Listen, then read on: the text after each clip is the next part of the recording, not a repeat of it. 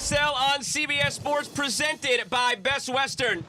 The week culminates in the Magic City here in the USL Championship as Birmingham Legion hosts El Paso Locomotive. Cool.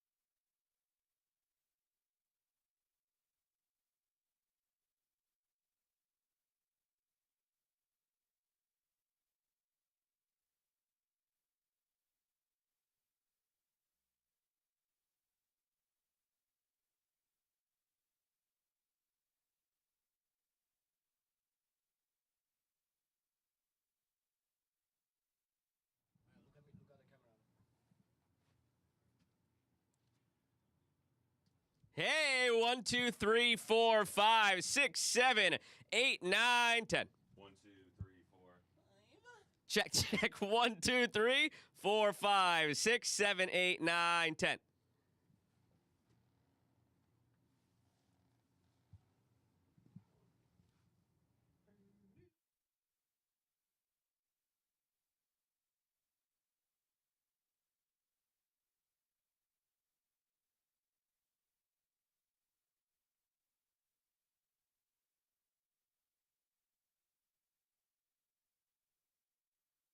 Baseball.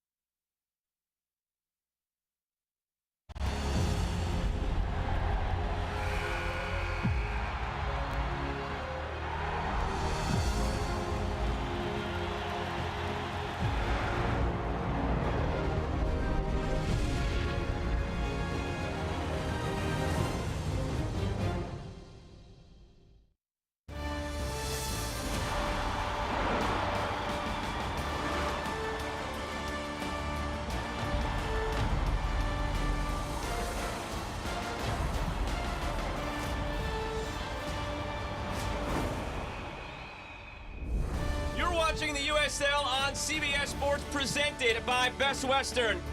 The week in the USL Championship culminates in the Magic City as Birmingham Legion hosts El Paso Locomotive, and it's fitting that the week ends here because it was news out of Birmingham that kicked off a very busy week in the USL Championship. As we welcome you inside of our booth, happy to have you with us this evening, the ex-German pro Devin Kerr. I'm Joe Malfa. Devin, Birmingham and El Paso could not have begun the season in two more different ways. El Paso Locomotive finished 2024 with the worst finish in organization history.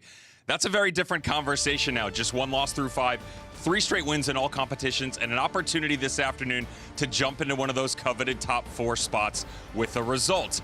Birmingham Legion, the talking points are very different. 0 wins to their first 4 matches, and they dismissed head coach Tom Sohn earlier this week. That was the seismic news out of USL Championship that started the week. One of 2 parting of ways this week. Other one happening in Tampa Bay. We'll get there later, but Tom Sohn was the second longest tenured manager in the league behind Bob Lilly. Got this team to an Open Cup quarterfinal, a few straight playoff appearances, but his time is up. 2024 was their second worst finish. Now, in theory, the worst was 2019, but they actually got into the playoffs that year because that was a 10-team format. It was a play-in game. But points per game, it was the second worst finish. It felt like almost, but didn't really ever get there for Tom Sohn era under Birmingham Legion as the head coach. You know, defensively, they had really good structure for a couple of years, really lacked that complement overall on the attacking side of things. And, you know, the organization took a look at the end of 2024 and said, listen, fans deserve better. We need to do better. And if you look at the roster compilation overall, the pedigree of the players that they brought in, they did deserve better. These guys had a really good background, and you expected them regularly to be in a top 4 spot. Well, now Eric Avila steps in as the interim manager. A couple key points about him. Number one, the guy's seen success at every single level. Former national champion. 13 years as a pro spread out across 4 different leagues. To me, it's how he's going to find influence on this team immediately, Joe. Who knows what the future looks like at the head coaching position? This is an attack-minded player. He wants to play with aggression, play up high, and certainly should be something different than what we've seen from the Birmingham Legion compared to the Tom Sohn era. And his debut as the interim comes against the manager he played for in Wilmer Cabrera, who has completely turned things around for the Locos. This is a process, and if you understand Wilmer Cabrera, you'll know that he is very detail-oriented, but he's also set in his ways. And so within that, you go back to May of 2024, he was very quick to say, this isn't my roster. I did not build this, and it's going to be difficult for me to get these guys to play that I wanted to. Well, guess what? 26 total players, but a 35% turnover with new faces come 2025. I want to hone in on the points per game number here, and here's why. 1.42 points per game. What does that mean in terms of him as a manager in his career in USL Championship? Well, every year since 2018, except for COVID and the shortened season, that 1.42 points per game, that average gets him into the playoffs, and that's exactly what they're looking to do in El Paso, coming off an absolutely horrific finish in 2024. The key question is, can they get there, and what can they do once they have done so, given his playoff record hasn't been that stellar? We'll see if they can keep it up after 3 straight wins in all competitions today against a desperate Birmingham side looking for that new manager bounce. It's the Birmingham Legion and El Paso Locomotive next on CBS Sports Network.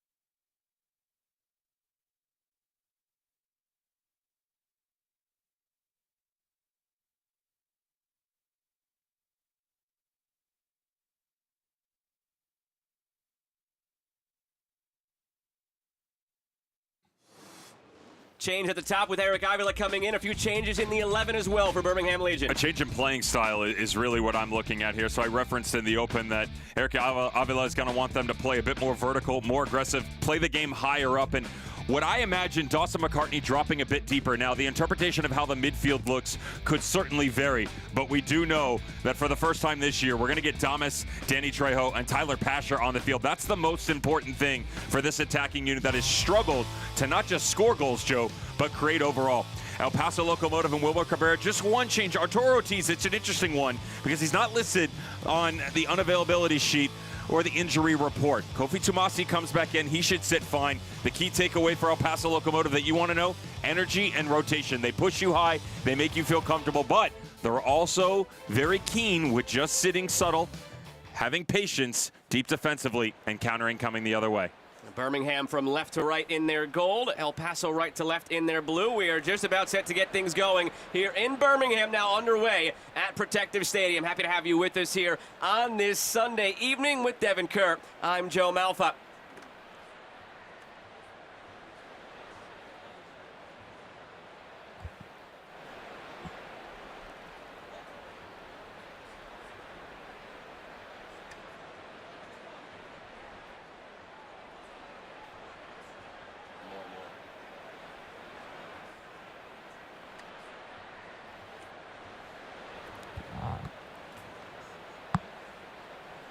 Eric Calvillo patrolling the midfield for El Paso. The final season of what was an extension signed in the summer of 2023. It's been the stalwart for El Paso, captain much of that tenure. Ramiz Hamuda all the way back to the goalkeeper, Matt Van Oekel. That's an interesting pairing that we've seen for Birmingham so far. Ramiz Hamuda will be 17 in about a month, and Matt Van Oekel, the 38-year-old goalkeeper, navigating things behind him.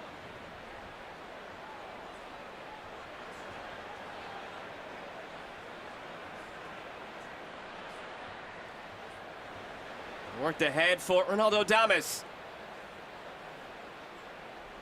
Damas brought down, free kick on the way for Birmingham.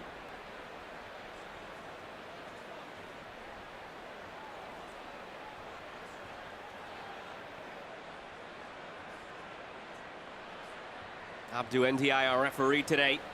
First bit of action he's had to be the arbiter about. El Paso have been really good this year scoring on set pieces. Birmingham might do well to take a page out of their book here. Try and spark something under interim head coach Eric Avila here today. Only 4 goals from the 4 matches. They've allowed 8, Birmingham. Got up against some difficult opponents though.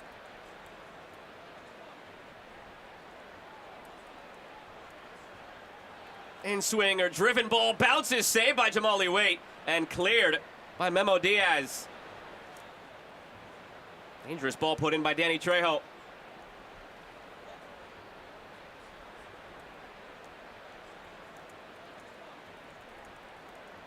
In this 0-2-2 start for Birmingham, as possession given away, they've faced some difficult opponents.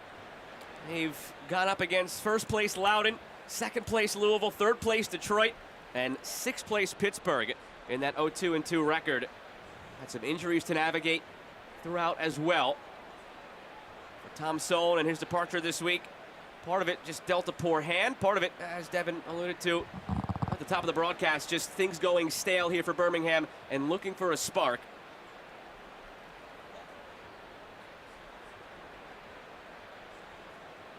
I certainly agree with you in terms of load management, if you will.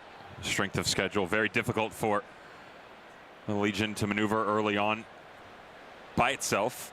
Add in the injuries, certainly the poor run of form. But my biggest takeaway from the results isn't necessarily how close they've been, how difficult the opponent has been.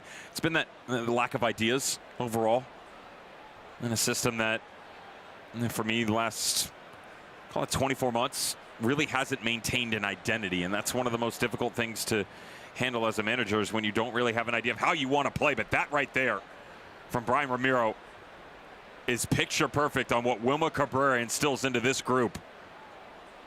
I talked about energy, how they can sit deep defensively, but their recovery defending certainly has enabled them to stay relevant within matches an exploit going the other direction with the most potent attack in all the championship.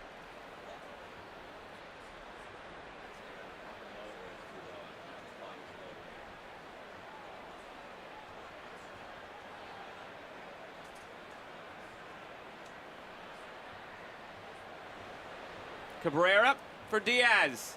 Memo Diaz feeds it through, out for a corner. Almuda with the emergency defending.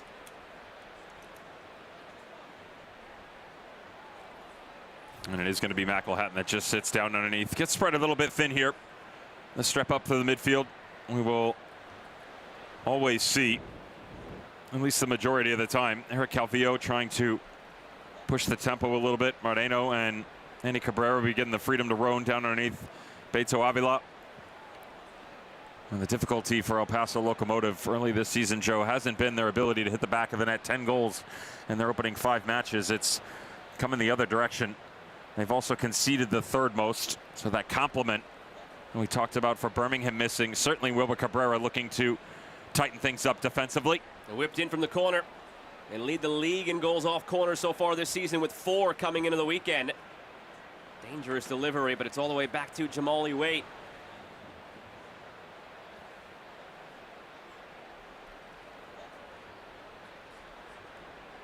Third meeting between these two clubs after USL revamped the scheduling a couple of years back. A lot more cross-conference interaction. First meeting ever was won by El Paso in 2023. Last year, Birmingham won 3-1. Both instances, albeit in a small sample size, the road team won. So that favors El Paso here today. Back again to Jamali Waite. Was just away on international duty with Jamaica in the March Gold Cup qualifying window. Started all 3 of their matches at Copa America last year.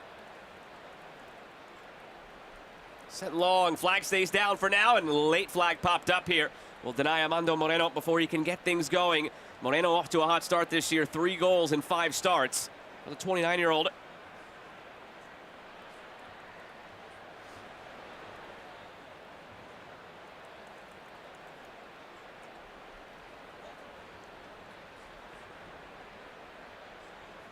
Space for Enzo Martinez. This is where they want him creating. Martinez. All the way over to Tyler Pasher, cutting in. And cast aside by Romero.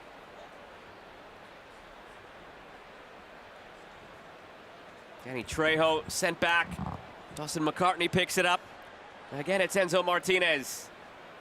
Only member of USL's, I guess it's not really a club if he's the only member, but only player in USL history to get to 70 goals and 50 assists. I can promise you someone hands me the keys to hang up on myself, I'm in there. Fair enough. The Enzo Martinez Club. His name's on the plaque, and it's the only one right now. Create your own Mount Rushmore.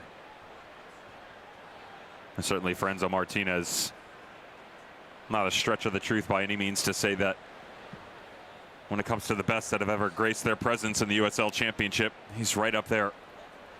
Easily in top 5 for me. Goals, assists, work rate, leadership. Gives you a little bit of everything. And what I love, and Eric Avila has given him the ability to do, play the game a little bit higher up. You know, I asked him directly about that, and I said, the way that you guys were trying to go about your business, specifically in the early portion of this season, much more withdrawn. And it goes back to his age. You know, a guy that, he'll be 35 years old this year. You play him deeper. It's a lot more of him and how much ground coverage he's got. Also movement off the ball. You get him higher, it removes some of that. Take it off the old odometer. Most importantly, one of the biggest assets is his vision and how he attacks games in small spaces. Let him play the game in a more advanced position, and you allow him to be a complement to that front 3. He's got a nice partnership in there as well with Kobe Hernandez-Foster, who will turn 23 in June. Last year had 62 chances created for Birmingham. It was 2nd most in club history in a single season. Up there on the list with a lot of individual seasons by Enzo Martinez. Hernandez-Foster just 1 assist this season. Again, slow start for Birmingham. Had a pair of goals and 4 assists last season. Now those two almost maybe at times looking like dual 10s in the midfield. Here he is, Hernandez-Foster. See what they can create for Birmingham under Eric Avila. It was back in 2014, Eric Avila playing for Chivas USA, that his manager was Wilmer Cabrera. Had a chance to chat with him this week, Eric Avila, ahead of taking over as the interim manager. Obviously not ideal, and a lot of kind words sent Tom Sohn's way for what he's done and showing Eric Avila the ropes, but he did note that it was going to be fun to make this debut as an interim against a manager he played for in Wilmer Cabrera.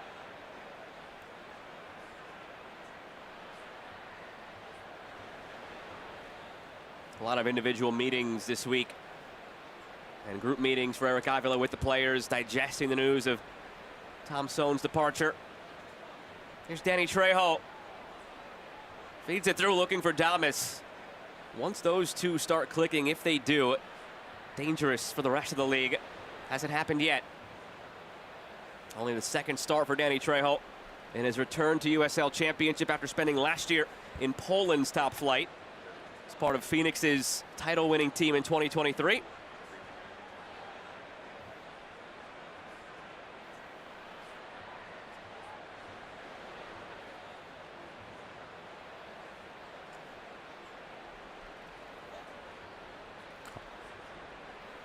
Thomas checking in deep. Martinez brought down. And a late whistle from Abdou Ndiaye. Free kick for Birmingham. Before the weekend started and put El Paso a game behind everybody else, they were the highest scoring team in USL Championship. 10 goals in 5 matches.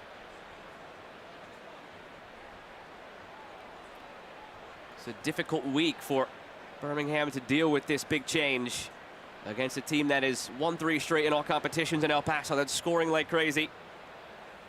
Found their form, have their identity under Wilmer Cabrera.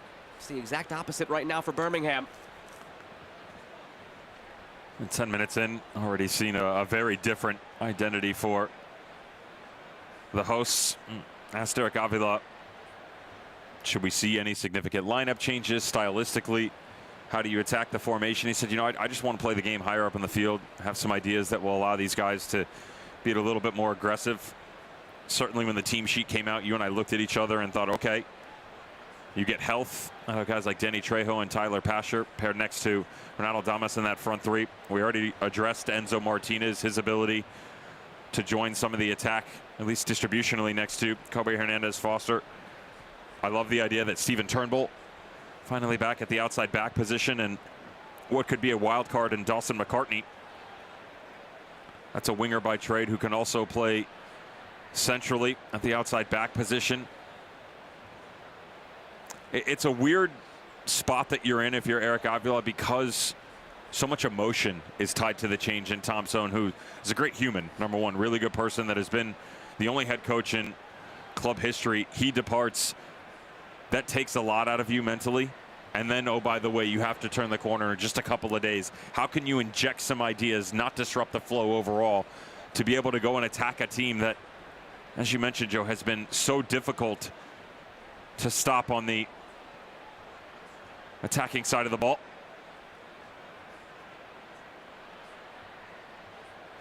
Flicked on by Torres. Gets it back. Gabby Torres. Tyler Pasher.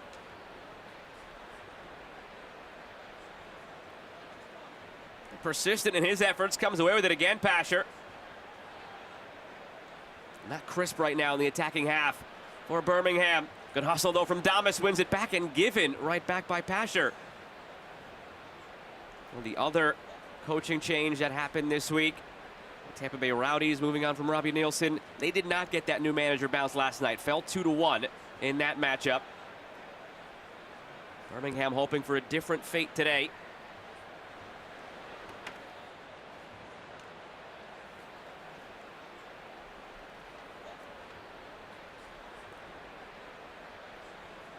Devin, for as difficult as it's been for a coaching change that's happened, just putting in perspective how early it is in the season, if Birmingham comes away with the 3 points today, puts them above the playoff line, so there's that. Oof. Free kick on the way for El Paso in a very dangerous spot where, again, they've been terrific on set pieces so far this season. That's certainly the idea for the Legion. At this point in time, it's not just about the start. Again, 0-2-2 in their first 4 matches. Certainly well within reach of the playoff conversation, as some teams have only played 4 games. It's more so what the big picture looks like beyond that. And you know, to me, I'll be quite curious to see exactly how they attack the coaching market, if they do at all. I mean, is there ambition there from Eric Avila that he wants to remain as the head coach? There's a possibility in that for sure. I would tell you that I would venture to guess that they've already been active, if not even prior to the announcement, to go and chase a new identity for a front man, such as the case for El Paso Locomotive early in 2024. They found their man Wilmer Cabrera. Took some time, but seemingly have certainly turned their results around. Now a chance to go up 1-0 on the set piece. Service good, but right into the hands of Matt Van Oekel. Had a lot of players lurking around him. You could see why this team is dangerous on set pieces. A lot of talented players to get on the end of those crosses. A lot of height there in the area. Again, league leaders with 4 goals off corners so far this season. It already looked threatening twice off set pieces. At the other end for Birmingham, Thomas leaves it. Tyler Pasher will send it back into play. Birmingham, since the start of 2020, 5th in wins and 5th in points in USL Championship. Consistency's been there. Hardware hasn't. They've packed this stadium out for an Open Cup quarterfinal. A match where they were rather hard done by the officiating. Just say robbed. I'm happy to do it for you. I'll get myself into trouble any day of the week with the Open Cup committee or beyond. That was an absolute travesty for what was a brilliant run by the Birmingham Legion. Yeah, they very well should have been in that semifinal, losing to Inter Miami pre-Messi by a few weeks. One of the last matches in the pre-Messi era for Inter Miami was that win over Birmingham Legion, though again, as you mentioned, robbed, probably the right word. Should have been an Open Cup semifinalist.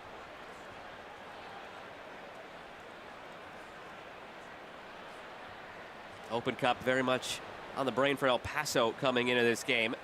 They will play 3 days from now at New Mexico, part of a months-long road trip for Locomotive.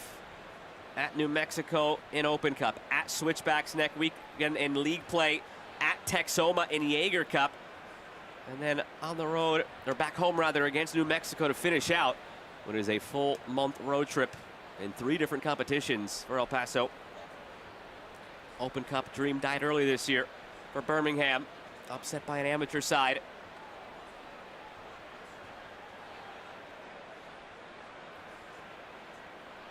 One of the things that I've loved in the evolution for El Paso Locomotive under Wilmer Cabrera is the organization, which has allowed certainly the attacking side of things to be very interesting as they move in transition. But within that organization, they don't really stray too much from what their overall structure is. They like to sit in this 3-4-2-1.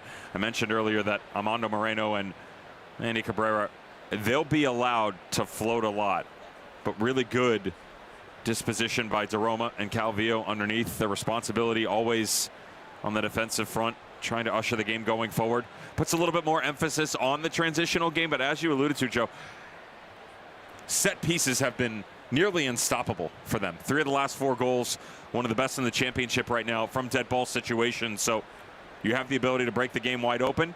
You'll sit and absorb pressure. And if the opponent makes a mistake, you're more than happy to step in 25 yards in and say, bring the Twin Towers up. Everybody else follow. That energy, just such a continuation of that overall structure to allow them to find success going forward.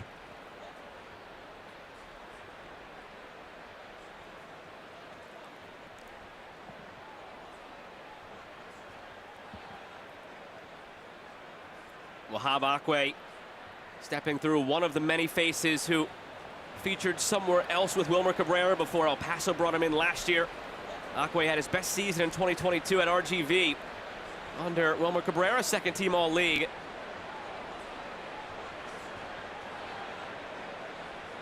Here he is again, Wahab Akwe, author of one of those goals this season. Acquired in a trade last year with Colorado Springs for Justin Dillon in August. Been a mainstay ever since for El Paso. Looking long for Moreno. Armando Moreno keeps it in play, tries to square it back. Jake Roof is there.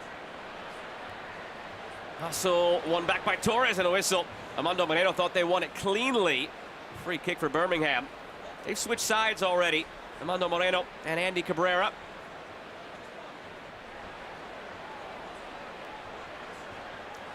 Show off your team pride and style with official merch from shopusl.com. Check out brand new tees, hoodies, novelty items, and more of your favorite USL teams at team@shopusl.com by scanning the QR code now.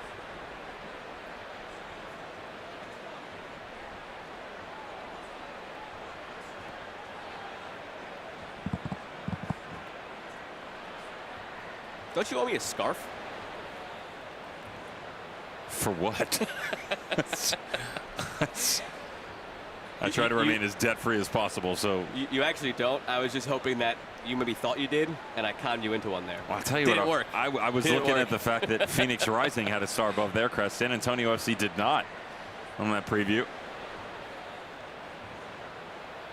Of course, San Antonio FC, the USL Championship title winners back in 2022.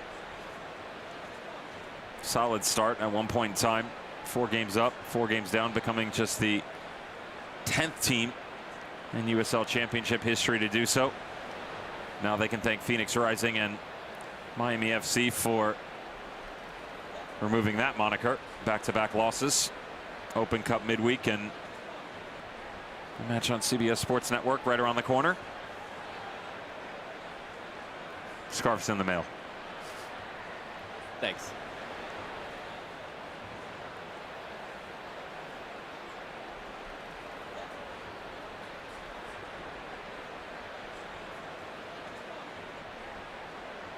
Messi, one of the new acquisitions this offseason. One of the rare ones that doesn't fit that bill for El Paso of having played previously for Wilmer Cabrera. Kofi Messi coming over from Rhode Island, team that made the run to the final last year in USL Championship. Former teammate of an opponent today, Stephen Turnbull, defending here now number 2 for Birmingham Legion on that side with Kofi Messi.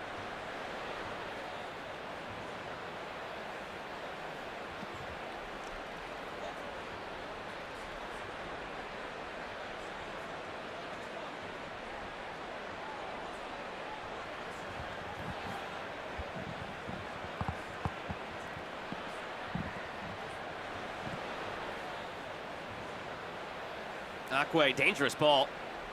Thomas and Trejo were lurking. Enzo Martinez spilling on the tackle. Didn't really do anything in the end. Armando Moreno now.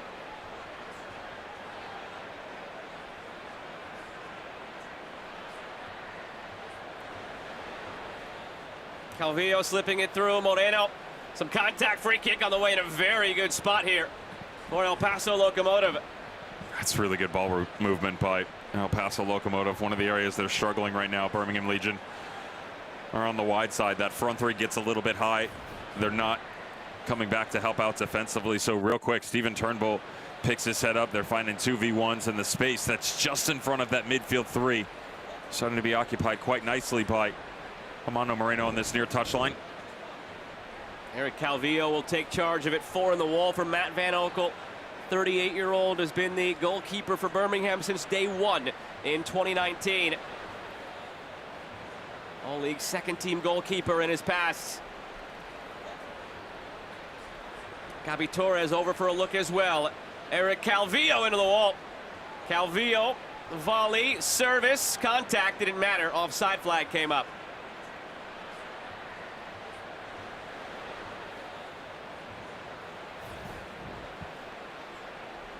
Well, as good as they've been in previous matches, again, 3 of 4 goals over the last 2 games coming from dead balls. A bit more helter-skelter in nature. It's really good defensive work being done on the inside by El Paso Locomotive. Just talked about what the structure is for Legion. McElhatton rotates back out, and 2 complements Martinez and Hernandez Foster. Shadows on the backside with the work rate by DeRoma and Calvillo. Martinez goes in strong, wins it clean. That's where you wonder, Joe, if they can be a little bit more direct to be less predictable and use some of the speed of Trejo, Damas, and Pasher. If anything, just to keep them honest on the back line. They haven't really tested them that much to go long up over the top, reset their defensive line. I was actually about to ask you that. They probably have, maybe not probably, maybe definitely the fastest front trio in USL Championship. Why not try something when it hasn't worked? You're 0-2-2. You've gone through a coaching change. Something different maybe needs to happen. Why not as simple as that? It's also the understanding that things have changed defensively with the players that they've brought into this lineup. Eric Avila obviously in charge now as the interim. You know, Dawson McCartney and Stephen Turnbull, really good examples. McCartney is an attacker by trade, regardless of location of the field, now being utilized at the left back spot. Now, they did that 3 separate times at the outside back spot last year, just once as a marking back on the left-hand side. Stephen Turnbull likes to play the game in advanced positions. Again, defensively, you have to make sure that's where you're sitting. But when you inject them into a lineup where you haven't had a front three that's worked together, you've got changes at the outside back spot, all of a sudden Enzo Martinez, though naturally where you want him to be within the midfield, still different than what we've seen overall. That's a lot of moving pieces, and the head coach and the bench. So all of these things produce inconsistencies within individual performances and certainly affect the collective overall. It's part of a larger theme here for this Birmingham side over the years. The individual name recognition talent has been there, but they haven't always worked together better than the sum of their parts.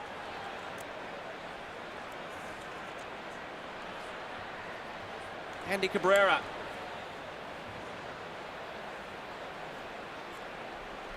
Andy Cabrera has always given you the stereotypical coach's son attributes where he knows his assignment, he works hard, but now starting to get some of his flowers for things that are showing up more on the stat sheet. So far this season, a pair of goals. What a ball. Played over the top here, flag stays down, poked along and in! On cue, Andy Cabrera with his 3rd of the season!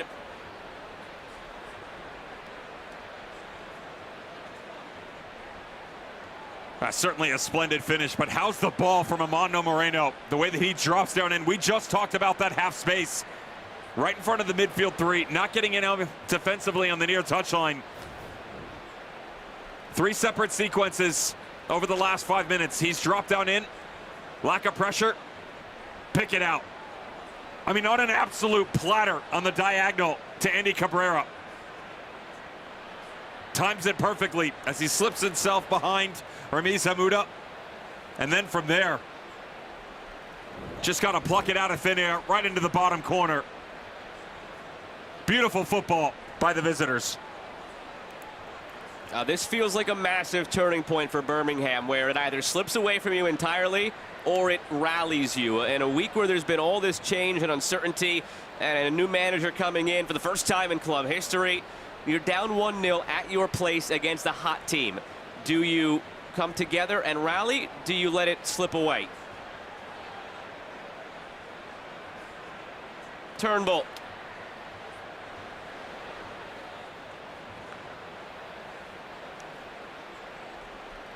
You know, we always catch some flack for the commentator's curse. How about we're talking about Andy Cabrera and he scores? What's that called? No one will remember that.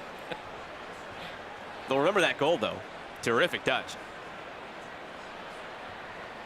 Again, to me, that you always look for one of those focal points in the movement that creates the separation, and so that's why I go back to Armando Moreno, the way that he's able to drop in, the step up, and then the vision with the touch pass to get in and behind. There's so much that goes into that movement overall to spring Andy Cabrera free, but to your point, it's not exactly like that's an easy finish.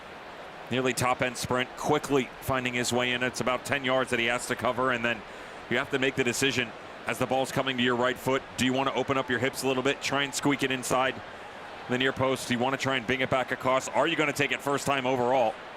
Credit to him. And in such a finite amount of time, he's able to be so decisive and efficient.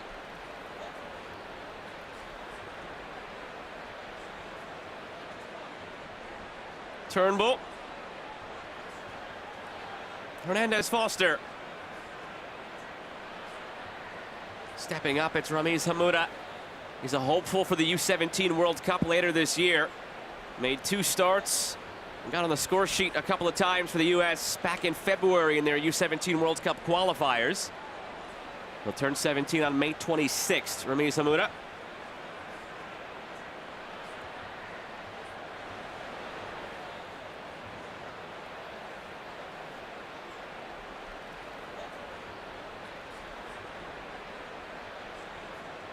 Martinez pulling the strings, back for Hamuda.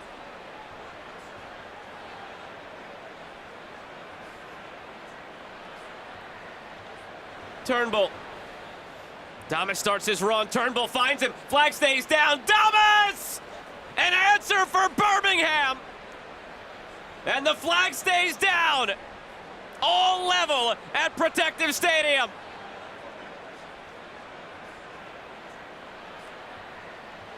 Good patience here by Jake Roof to get this started. Stephen Turnbull started to pull the shape out wide for Birmingham Legion. He's trying to spring up some space on the inside. Notice as Tyler Pasher drops down in. Great recognition right there by Damas. Pasher had come in. Brian Ramirez, he shifts over, he jumps the gun a little bit, and then the understanding by Damas that explosion in, the ball will come for him. From there, it's the overall profile of player in Damas that you get the ball out in front of him in space, he's going to make you pay. Great back to front sequence by Birmingham Legion to get back into this. Half hour in, all knotted up at 1. Glad to have you with us here this evening on CBS Sports Network with the ex-German pro Devin Kerr. I'm Joe Malfa. Birmingham Legion coming into this one, interim manager after Tom Sohn relieved of his duties. You go down 1-0 in your building. How do you respond? And they do so a couple minutes later with a goal of their own. Here we are at 1-1, third of the season for Ronaldo Damas.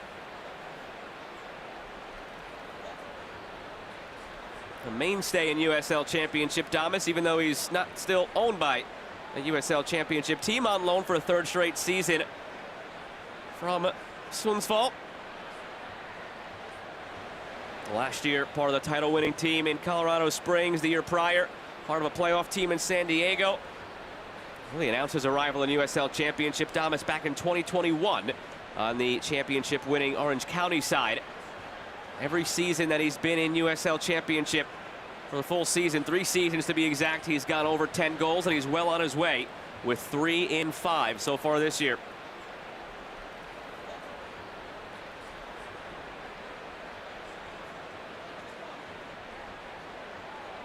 So long as Sundsvall owns him, it's become a fun annual tradition. Where will Ronaldo be loaned to this year? And the difference has been provided wherever he's been. Well, I think there was a look at Colorado Springs Switchbacks FC in the offseason of maybe disgust by some, curiosity by others, and the fact that they didn't retain his services. Certainly not owning him outright, that's number one. Number two, 14 goals in the championship, 9 came from 12 yards and in. So he points to the penalty mark, nearly automatic. That also means that the law of averages in the open run of play just wasn't good enough for him. He knew that.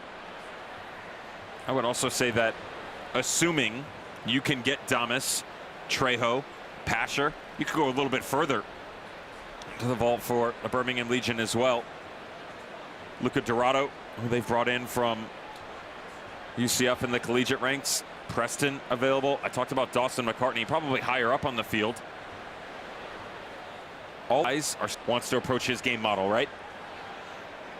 Maintain discipline on the ball. Certainly that you're set up for your rest defending. Don't be afraid to stretch it going long, but be the aggressor. Make the other team work off the ball, and took a little bit of time to get going. Last 15 minutes much better for the home team.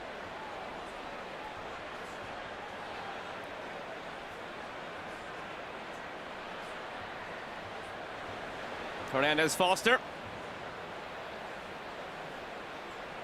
He's looking for Trejo. Feels like in time, this could be one of the more dangerous attacks in USL Championship. That time hasn't been there yet. For Trejo, just his 3rd appearance, 2nd start. For Tyler Pasher this year, it's his 1st start. He'd played only 8 minutes prior. Damas has been the only mainstay in the 11. But those 3, if and when they get going, that's where the danger comes from. Trejo, part of that title-winning team in Phoenix in 2023. Had 17 goals, 8 assists in that regular season. So on that front line, you've got the focal point, or one of the focal points, of 3 of the last 4 title winners. Damas in 21, Trejo in 23, Damas again in 24, now joining forces. Moreno wants it from Torres, cuts back into the traffic, but it's brought back for the foul originally a few yards back.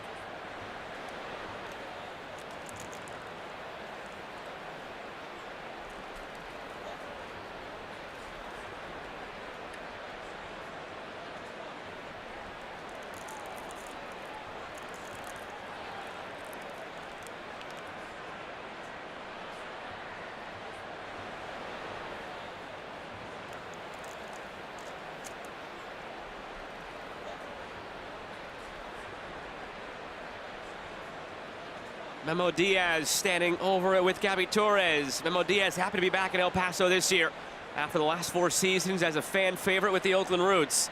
But he started his career here in El Paso, where he's from. Torres lofts it in, loose edge of the area, and volleyed wide by Moreno.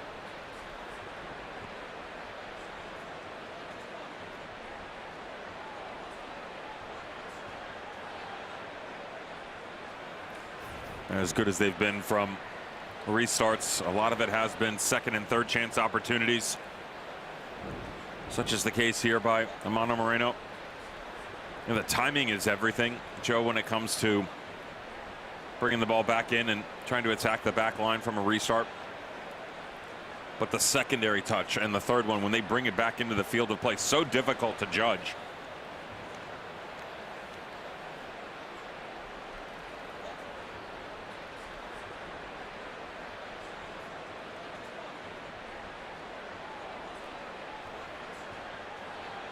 El Paso have not had many long spells of possession.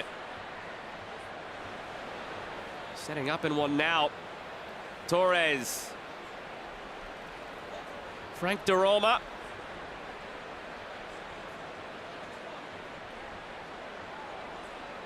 And a free kick going Birmingham's way.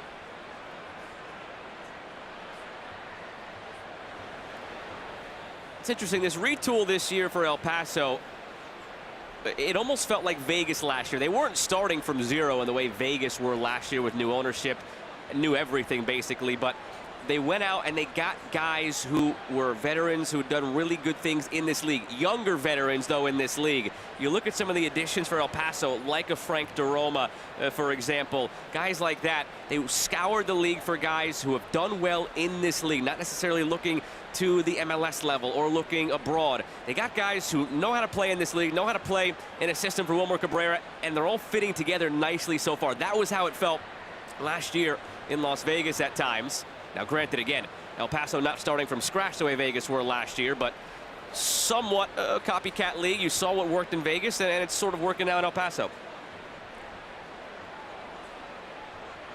I would agree with a fair share of that, and would also say that, to me, more so on the personal side of things, how Wilmer Cabrera likes to go about his business off the field, behind the scenes. I mentioned in the open, Joe, that he's very detail-oriented. He's very specific with his training methods. There's a high level of intensity that comes with a lot of that, and that's not for every single player. And if somebody's sitting at home, I think, well, why don't you want to train hard? It's not that you're not training hard, or you are. There's just a way to go about things. Torres squares it back. Almuda clears. And with 35% of the roster being brand new faces, that's a vetting process that takes time. And Wilmer Cabrera, he's a lot of things. One of the things he's not is someone who's going to beat around the bush. He will tell you directly how he feels about the moment, about the player. He was very quick to do so last year and say, this is an interesting group. I did not pick them. And that's not to say that they weren't talented nor capable of getting the job done at the professional ranks or in the championship. Just a decent group that probably didn't fit his overall ideology, right? Change things up. I do think it is interesting that you make an analogy to Las Vegas, because one of the biggest things that I see in comparison between the two is that structure. Right, Dennis Sanchez, of course, now with the New Mexico United, he was very good about saying, these are your starting positions. Here's where you can vary as we start to move forward. Recovery-wise, when we defend, I want to make sure that everybody is getting to these points. And I do feel that El Paso Locomotive though not as efficient on the defensive front as Vegas was at this point in time last year, they have been able to do that, and certainly they found success on the other end. Now it's about finding that complement, which to this point in time has been a lot of unnecessary mistakes. They themselves have had them trouble in defensive set pieces.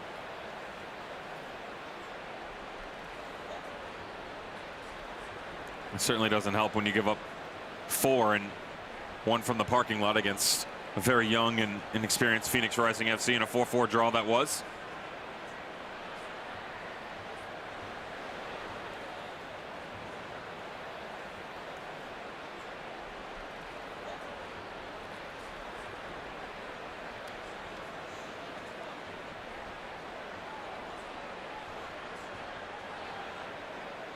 Five to go in this first half.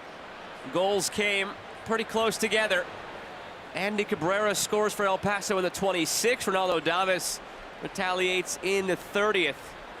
Always talk about the first 5 after a goal is scored or conceded, what the response looks like. I posited the thought right off the kickoff after Andy Cabrera scored. What's it look like for Birmingham? It feels like a pivotal moment. Could either come crashing down if the team wilts down a goal at home in a week where they made a coaching change, or it could galvanize them.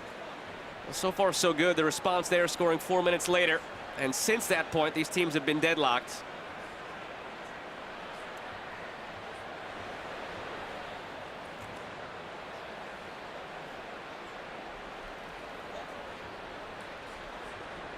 Only one shot on target apiece for both sides, both being the goals.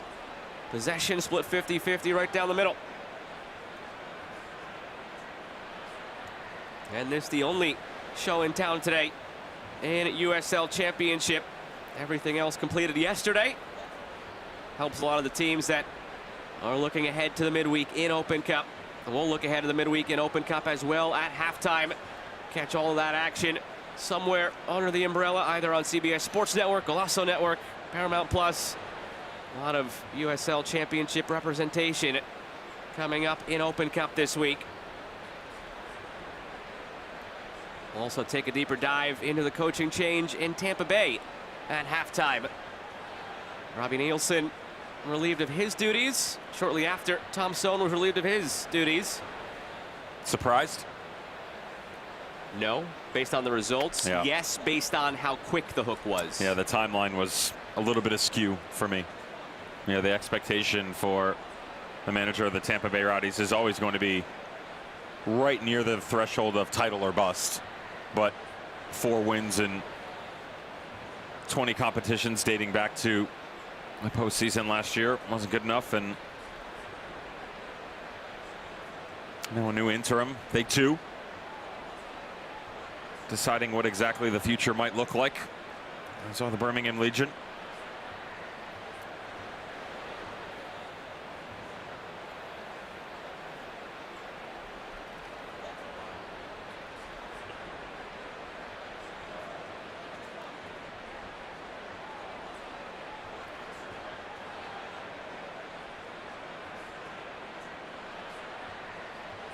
Hamuda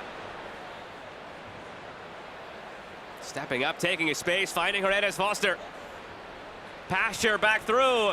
Hernandez Foster had a look over the shoulder, did not like what he saw. Now cuts it through for Pasture, too much on it. El Paso coming the other way. It looked dicey for a moment there for Ramis Hamuda stepping up, almost lost it, but what he did was suck a few defenders his way, open things up for Hernandez Foster. A chance was there for Birmingham.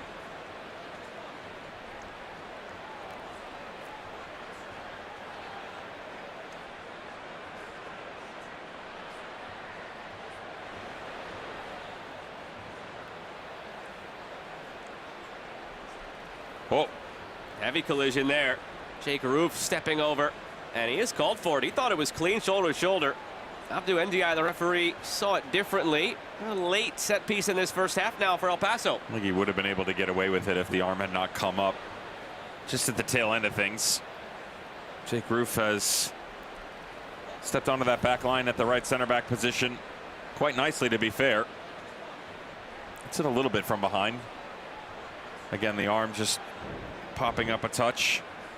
all the injuries that have been. Certainly A.J. Patterson and Fanuel Kavita. What would be the presumed starters for Tom Sohn, now Eric Avila.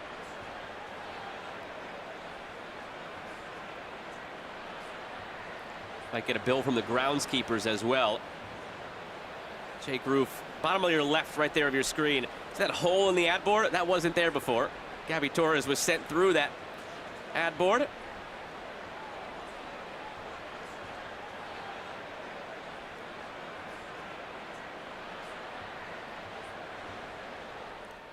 Diaz lays it off.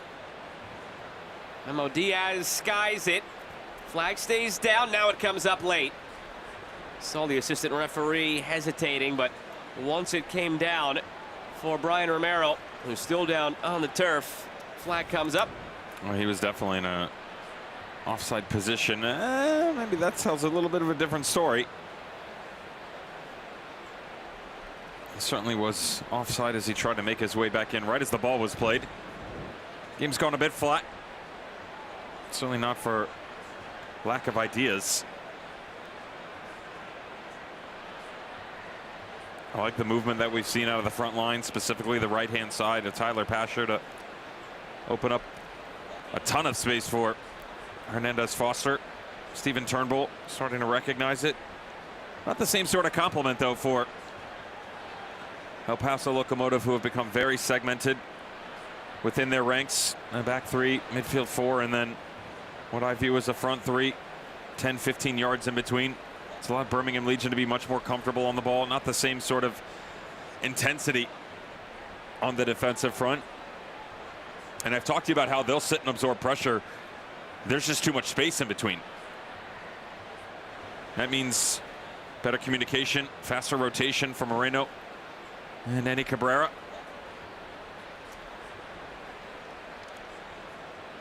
You'll be happy with the start if you're El Paso Locomotive head coach Wilmer Cabrera. Certainly the response if you're interim head coach Eric Avila.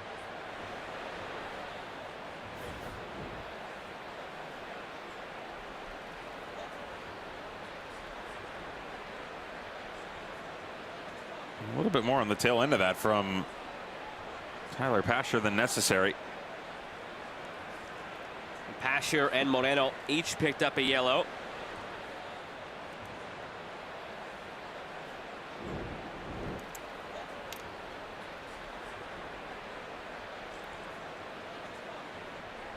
No official word was communicated our way from the fourth official stoppage time wise, so we continue on until we hear a whistle from Abdou Ndiaye.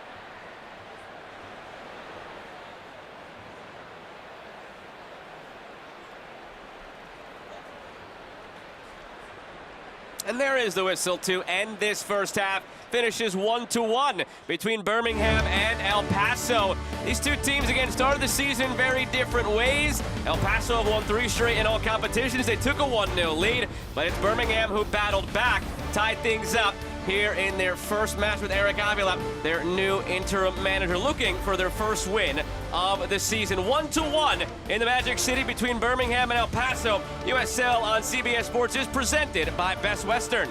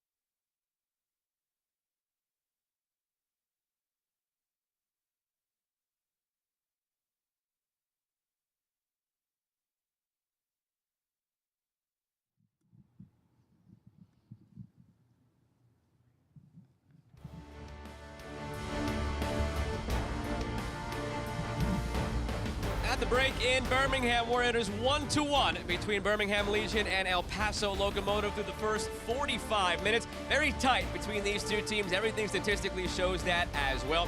As we welcome you back inside of our booth with the ex-Sherman Pro, Devin Kerr. I'm Joe Malfa. Devin, we talked about it. There's more than one coaching change to get to here this week. Tom Sohn gone from Birmingham. Eric Avila's got his first half in the books. We also saw Robbie Nielsen relieved of his duties in Tampa Bay. And this week, that was another big change that we saw in USL Championship. The release says this from the Rowdies.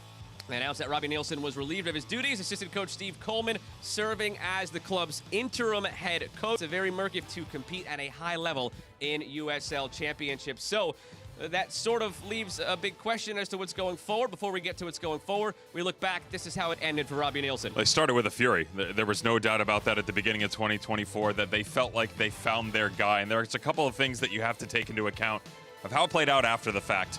Emotionally, there's a comeback 4-2 victory at the tail end of July that they feel like was the turning point. All the air let out of their sails. Well, since then, only 4 wins in regular season, only 4 wins in 20 if you include postseason play. More importantly, the dedication that you're going to get from players, they lost that. It felt like there were some rumblings within the locker room. You lose the trust of your players. You lose the dressing room, as they call it. You lose all focus and mentality for an organization moving forward. That had the opportunity to talk to club president Ryan Helfrich earlier this year on USL All Access, and he was very clear about the fact that it wasn't just about the head coach. This was about responsibility from the top down, and plain and simple, it wasn't good enough. I commend them for making the change because their ambition is to win a title, and in order to stay on track for that, they had to make a change to get them moving forward. They lost their first matchup under the interim last night, but they can go again quickly this week in Open Cup, where they'll take on Naples of USL League One. And that brings us to Open Cup here now, all under the umbrella of CBS Sports. Plenty to choose from. What sticks out most to you? Again, you can find all these on Paramount Plus, CBS Sports Network, or Golazo Network. If I move from Tuesday to Wednesday, certainly the hometown favorite that is going to be Union Omaha taking on San Antonio FC. Now 2 losses in a row after 4 perfect games for the Western Conference squad. Phoenix Rising trying to get themselves back on track against an upstart FC Tulsa that Caleb Sewell has done really well coming over from Memphis and leading that group going forward. Miami FC struggled in league play, though Open Cup they've looked pretty good. The Burrito Boys in El Farolito and Sacramento Republic, 10 o'clock Eastern Time, CBS Sports Network. Neil Collins, former Tampa Bay Rowdy frontman, trying to fill his shoes, trying to fill Mark Briggs' shoes in Open Cup glory. So far, so good. We shall see. I called the last 2 El Farolito matchups, so I couldn't show any favoritism. I'm not calling this week, so I can. I hope they go out there and keep the glory going. Sorry, Sacramento. You can find that on CBS Sports Network this Wednesday night. And coming up next on CBS Sports Network, more highlights and stats from Birmingham and El Paso.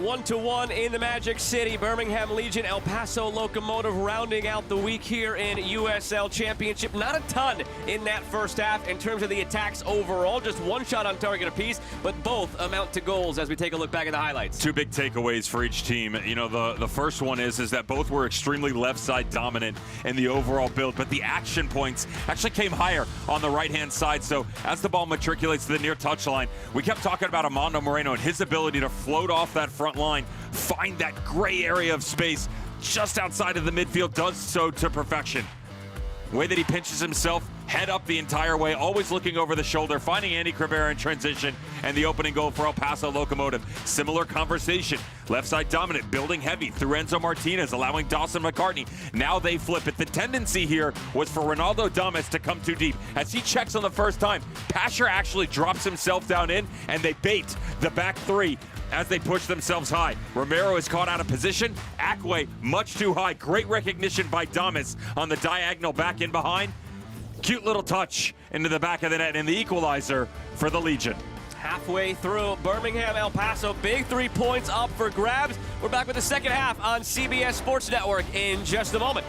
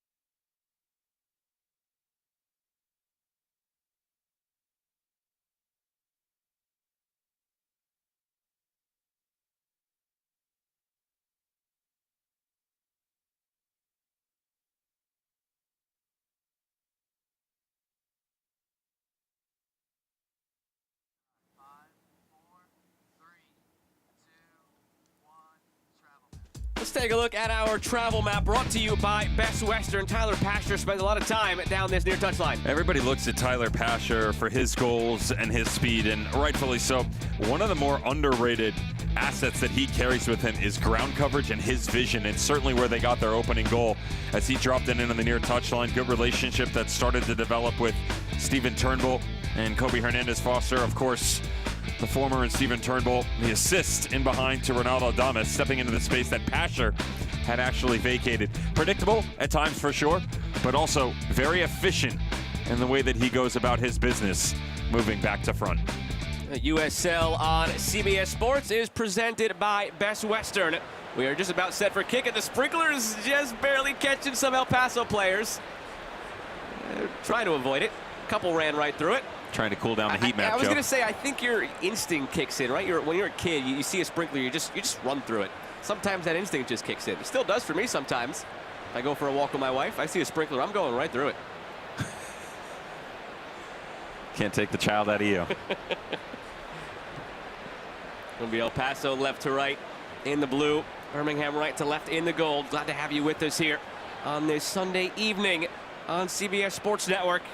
Final matchup of the weekend here in USL Championship.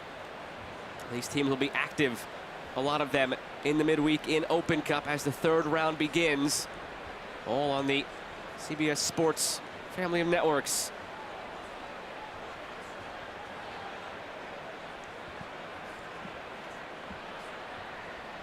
And away we go in half number 2. Glad to have you with us alongside the ex-Sherman pro Devin Kerr. I'm Joe Malfa. 1-1. Goals came just 4 minutes apart in that first half for Andy Cabrera of El Paso and Ronaldo Damas of Birmingham. What does the second half have in store? Birmingham looking for its first win of the season. El Paso looking to keep their winning streak alive. 3 straight in all competitions.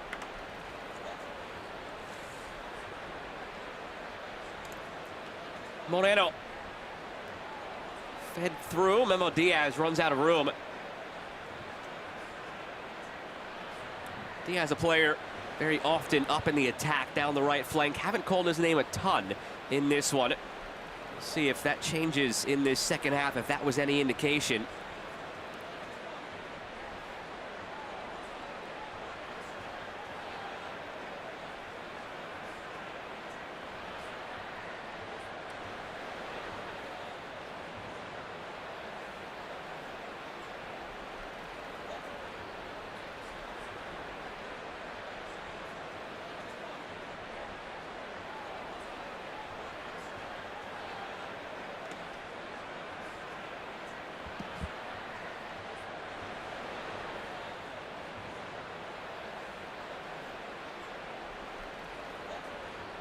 Squared back. El Paso through Moreno, looking forward through Avila. Saved by Van Oekel first that he has had to make. Only the second shot on target for El Paso.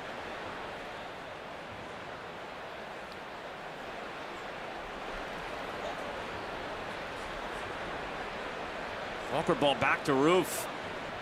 Van Oekel can settle it down. Dealt with some injuries last year. Matt Van Oekel only made 22 starts. 6 clean sheets for Birmingham.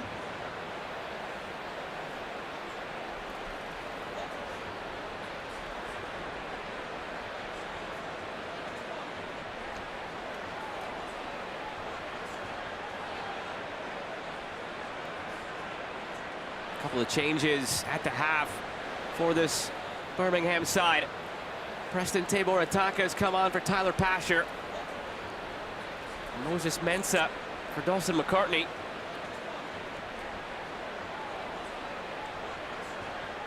And load management for Tyler Pasher, who's just making his way back from injury. Walking wounded to start 2025 for the Birmingham Legion. 6 separate players that could easily make their way into the starting 11. The good news is 4 out of the 6 have made their return to either the lineup or the team sheet in general, with the lone 2 being the 2 center backs in Kavita and Patterson. And Trejo and Pasher came back last match. Stephen Turnbull starting lineup tonight, and Trick Arthan just a lone appearance on the season so far.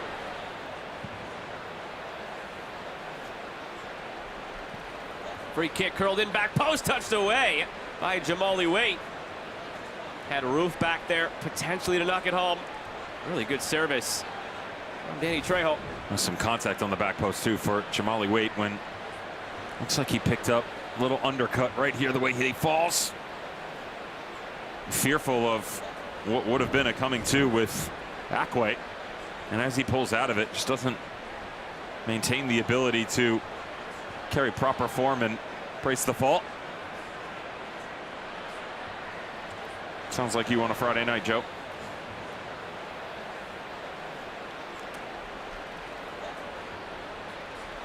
Bed by 9:30. What are you talking about? That's music to my ears.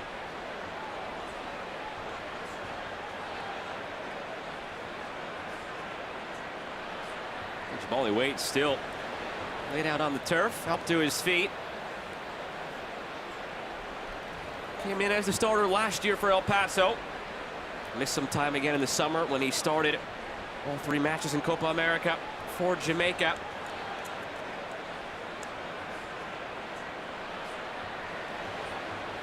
He burst on the scene in 2023 as the starter for Bob Lilly and the Pittsburgh Riverhounds. He's always been a goalkeeper factory. Jamali Waite has moved on from that production line and continued to have his success here now in El Paso. Saw it before him with Danny Vitiello moving on to Sacramento. Short off the corner. Trejo floats it. Brought down by Damas. At the end line, some contact, won cleanly by Calvillo, out through Doroma. Doroma back in USL Championship this year after the last 2 seasons spent with Tacoma Defiance in MLS Next Pro. Doroma, whether it's been in USL Championship previously with Vegas or here now in El Paso or that stop in between, you look at his team's statistics in terms of passes, touches, duels won, ball recoveries. He's 1, 2, or 3 in basically all of those categories. Does a lot of quiet, good work in the midfield. Celebrated a 24th birthday yesterday. Yeah, years ago, All-American at Cal State San Bernardino. He's got such good control within the midfield. Never really overly rambunctious if you watch the way that he goes about his business. Covers good ground. He simplifies the game, which is the one thing that I truly enjoy about it. He makes everything else around him easier for others. That's certainly something that isn't going to show up on any box score or the eye test.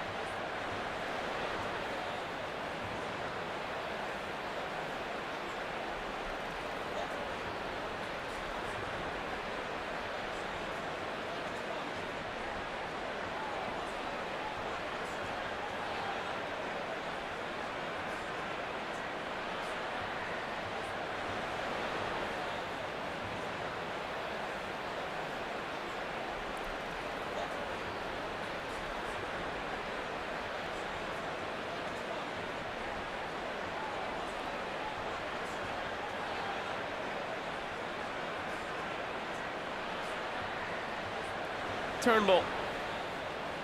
Roof.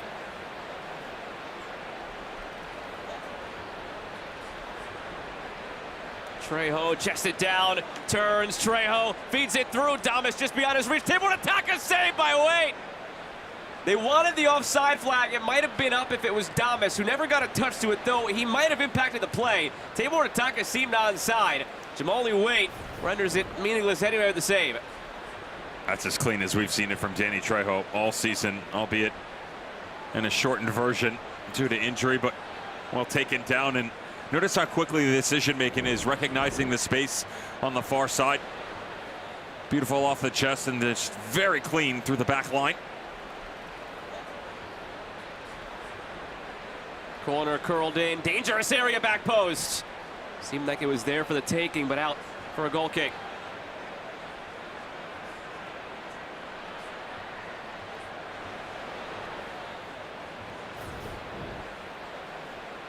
It's the second time now at the start of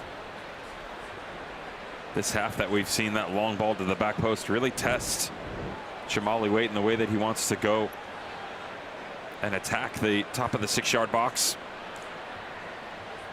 Love what they've done with the personnel they overload to impede his ability to remove the threat to the back post.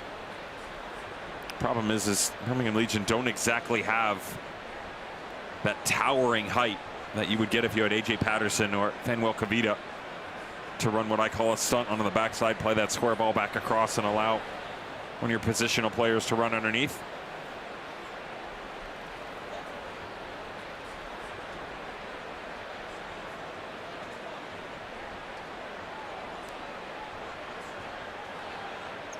Birmingham, the aggressors here in this second half. Been in total control of the ball. 72% of the possession in these first 10 minutes of the second half. After that mark was 50-50 in the first half. A small sample size of 10 minutes, but showing that initiative here in the second half in a different way than we saw in the first.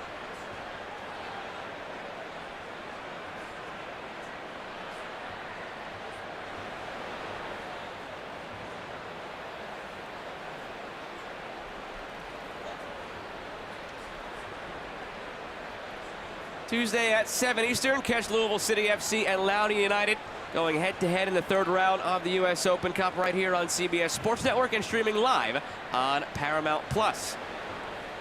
Following night, all eyes on Sacramento and El Farolito on CBS Sports Network, 10 Eastern. Lou City still the only remaining unbeaten in the championship. This year, maybe they pull the chains off a bit further, let them go deep into the Open Cup. Does Ryan Martin and Loudoun United continue their great start? That has been 2025 in the top Eastern Conference right there with Lou City. Pound for pound, given circumstances, it's hard to argue he's not a top 3 coach in USL Championship. Ryan Martin. Opinion, Ryan Martin. Well, I would 100% agree with you. Yeah, it's not even a question for me. Year over year, the turnover, the differences in ownership they've had over the years, back when they were that feeder system for DC United, he just continues to find ways to produce results. Ownership has changed with personnel changes. He's basically told, you're showing up to a knife fight with a ketchup bottle. Right? I mean, it's not that far off. And yet still he's found a way to get results out of it, certainly on the developmental side of things. Players to DC United's first team overseas and in Germany and England, and now the ambition domestically too easy. Van Oekel brought down, and he's bailed out by that foul. Could have gotten very dangerous. I would tell you, if he doesn't get fouled here, he would have picked it up for a back pass. And that ball right there from Rami Samuda. Against the laws of the game for him to be able to grasp both hands on it. The game overall feels slow for both teams. And it's not that, you know, there's not space to step into. Moments like this just delayed in decision making. Instead, you play a unnecessary ball into the box. Defensively, you're already set. Why not challenge in a one-on-one there? Try and beat that initial player. If anything, you've got a good angle at goal. Secondary would be drawing that back line over and freeing up space for the supporting cast on the back post. As this goes along as well, it'll be interesting to see which of the two sides might be more aggressive, might go for it more, because to be honest, as much as the neutral wouldn't want to see it, 1-1 would be a very agreeable result for these teams, I think. For Birmingham, you're stabilizing in a week of uncertainty and change. For El Paso, it's the first of 4 straight road games. That's a good tackle. You come out and get a draw. So 1-1 might be agreeable, but I don't think these teams are going to be content with that. One will undoubtedly push the envelope at some point. Just curious which one it'll be.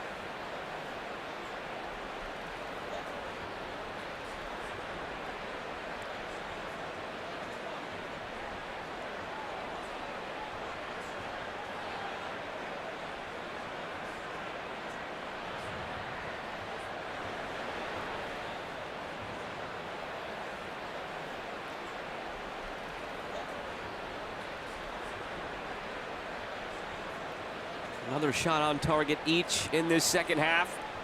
Both sides only had one in the first half, but the difference, the first half, they both resulted in goals. Ticking toward the hour mark. Diaz. On the turn, Moreno trying to fight his way through. Hamuda clears. They're struggling right now on that secondary level. Told you in the first half, Eric Calvillo and Frank DeRoma They don't really vary from those deep lying positions. You will get a step up from one. Normally that is Calvillo. And the problem is, though, is you got a solid 20-yard gap right now between those two holding midfielders and that front line. Even when they push themselves wide, that front three is getting too flat. They don't have depth down underneath to play through. So a lot of the isolated situations that we've referenced when they are whipping it back in, just perfect defensive structure for Birmingham Legion. You made it easy for them.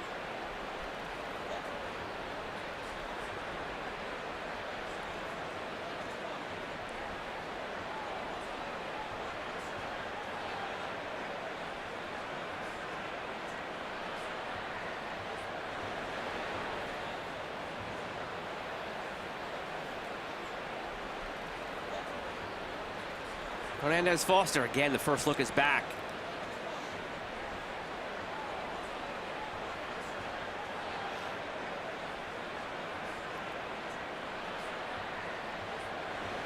It's felt like one of the themes of the day for both sides, where that first look out of the midfield is back instead of proactive. Look out here. Martinez takes it away. Trejo tracking it down. Trejo. Still with it, Danny Trejo.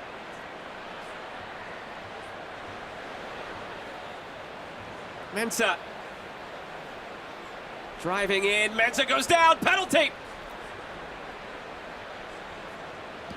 Saw the space, pressed into it, brought down. Birmingham a chance from 12 yards out.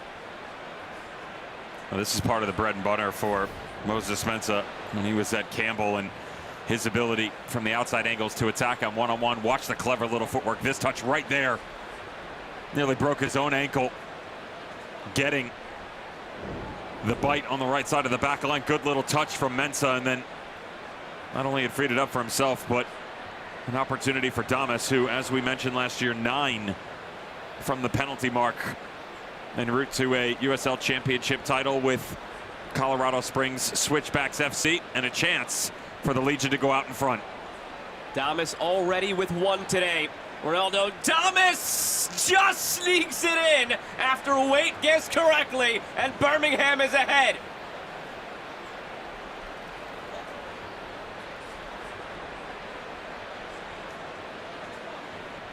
And the individual capability here has to be a tip of the cap to Mensah. 4v1, good little cutback from the outside in. You get the defender to bite. Certainly, you have to point to the penalty mark. It's the right decision. I'm not sure how Jamali Waite did get on this. And that tiny little bounce, it certainly causes confusion, but the long limbs of the Jamaican should have had the ability to get one of those outstretched arms onto it instead. Don't call it a comeback just yet, but Legion with the lead. Have you ever seen a penalty bounce over a goalkeeper's arm? Yes. Like that? Yes. That's a first for me. I've never seen it go over a goalkeeper's arm with lack of pace in that manner. Fair enough. That feels like a shot or a carom you see on a shot from 10-15 yards out. Somehow finds a way in. Follow the bouncing ball. Jamali Waite couldn't. Birmingham leads 2-1 after they fell behind 1-0 in the 26th minute.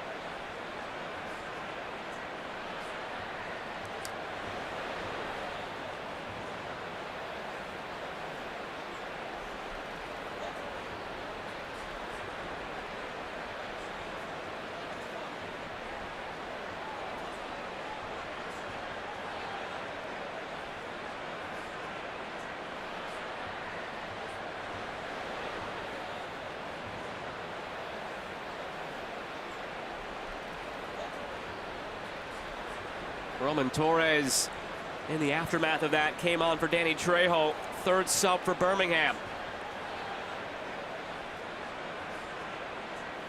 Whipped in, the header over the bar. Could not keep it down. Beno Avila.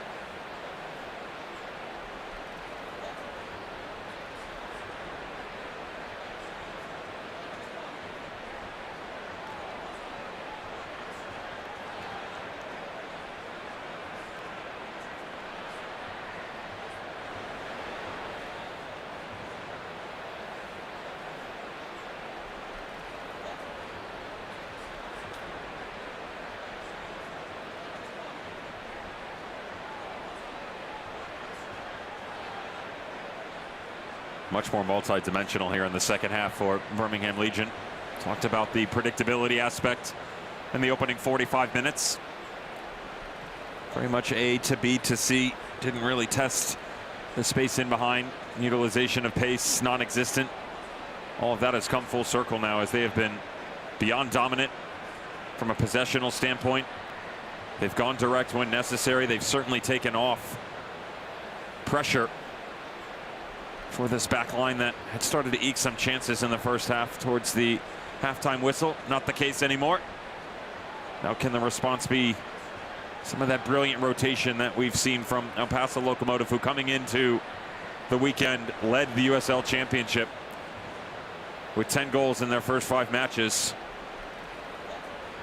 Again, I think they've just become a bit too segmented. You have to get more of a commitment from the outside and find a way to get Andy Cabrera and Amanda Moreto a little bit more active. I think that's individually just challenging yourself, Joe, to step into some of that space in front of the back four for Birmingham Legion, create link-up play in moments. And maybe take advantage of this, because this is where they've been good this season, as we talked about a lot in the first half.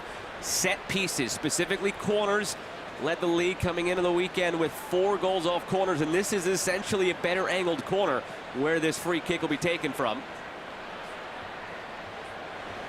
Javi Torres stands over it. Wicked left foot. Great spot to whip it in, get that glancing header on. See if they can tie things up again. In the meantime, Ronaldo Damas's penalty has put Birmingham up 2-1. It's his 2nd of the day, 4th of the season. Will it be the difference when all's said and done?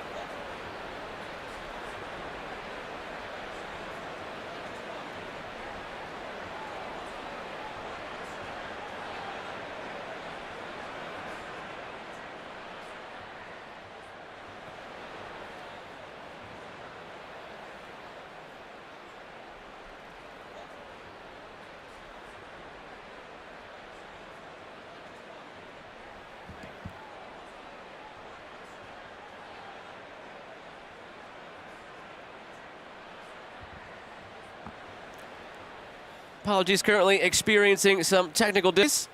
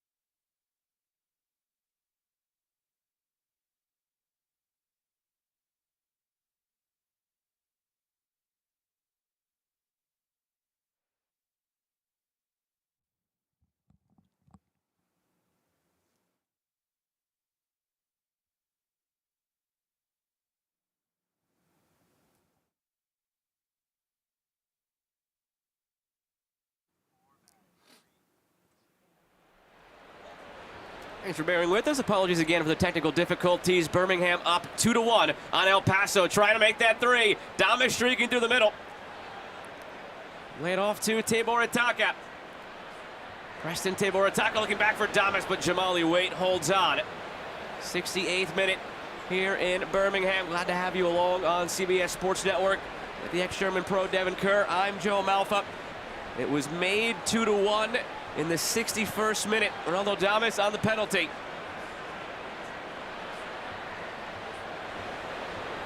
Tabor Ataka finds Damas. Ronaldo Damas had it blocked.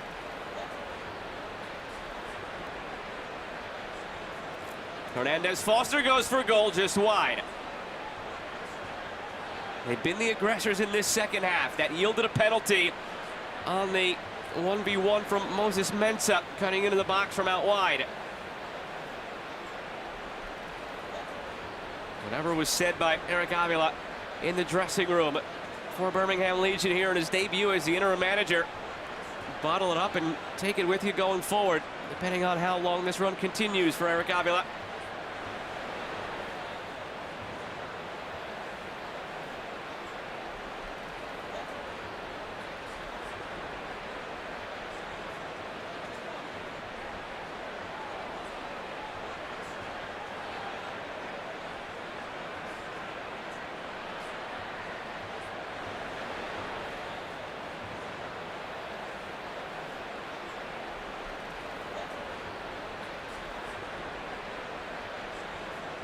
Give it away at the back. Daroma goes in. Caught Enzo Martinez, who's seated on the turf. Shot a glance at the referee. I'm a bit surprised referee didn't blow the whistle in that situation. Seemed to be stunts up from Frank Daroma on Enzo Martinez. It just seems scattered, the pressure from El Paso Locomotive today. The level of intensity they've brought in their opening 5 matches, not including the quality that has followed in Open Cup play, just not the same. Again, clear separation between all 3 levels of play. A little surprised that Loma Cabrera hasn't decided to go to his bench, essentially to try and assist that process. And he just has dipped into that bench. Alvaro Quesada coming onto the pitch for El Paso. Memo Diaz has been taken off.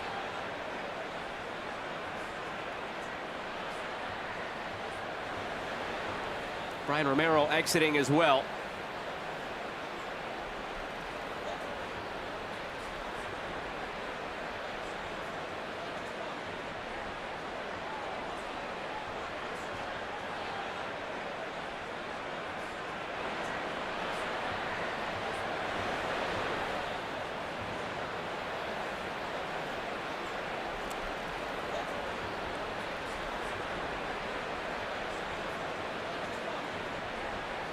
Birmingham in search of its first win this season, on the heels of parting ways with Tom Son.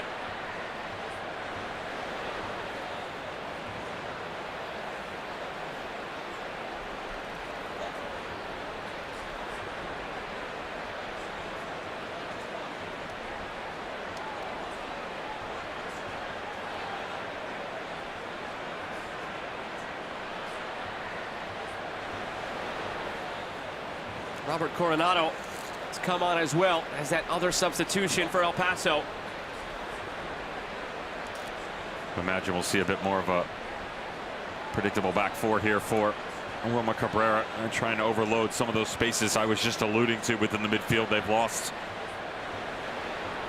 their overall identity, the ability to maintain possession, move quickly one end to the other. The one-off situations they've run into have been even worse, as Birmingham Legion have been very clean on the ball here in the second half.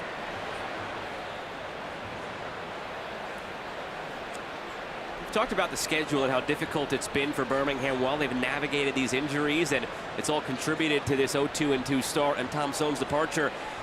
Got a little soft spot coming up maybe as they get healthy, if they can use this as a springboard at a Hartford team that's the only team below them in the standings at the moment. Flight stayed down here over the top 2. Andy Cabrera lost his footing, had it cleared. Then beyond that, after they visit Hartford, they're at Tampa Bay, who've had their own coaching change, and they host Rhode Island, who've really struggled this season. So after facing a lot of top teams who are near the top of the standings, they go Hartford, Tampa Bay, Rhode Island, and it's not far-fetched to think, as they're getting healthy, Birmingham, that what was an 0-2 start could turn into rattling off a few wins.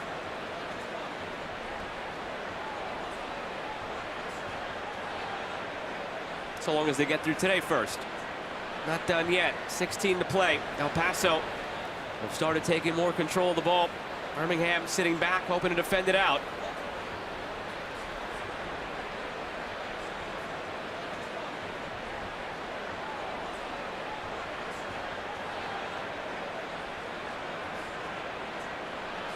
You have to be very careful here if you're the Legion. The amount of bodies that are coming right down Route 1. Tendency would be to draw yourself in, get narrow. Can't allow yourself to do so. Gabby Torres and Quesada will be quick to step into the channels. It's just communication for Moses Mensah and Stephen Turnbull to make sure that as that influx like a heartbeat starts to pop to the interior, you maintain focus on the outside. Calvillo drives it over the top. Calvillo gets back to it. Calvillo out for a goal kick.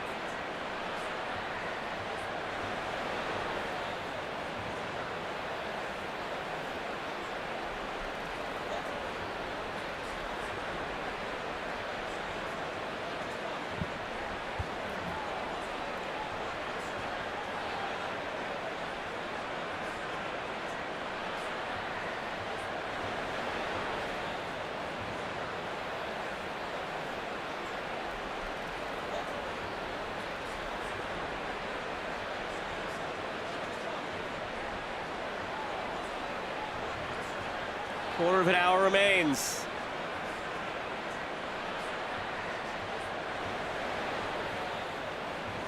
Threaded through. Looking for Avila. Assistant referee pops the flag for a foul against Beto Avila.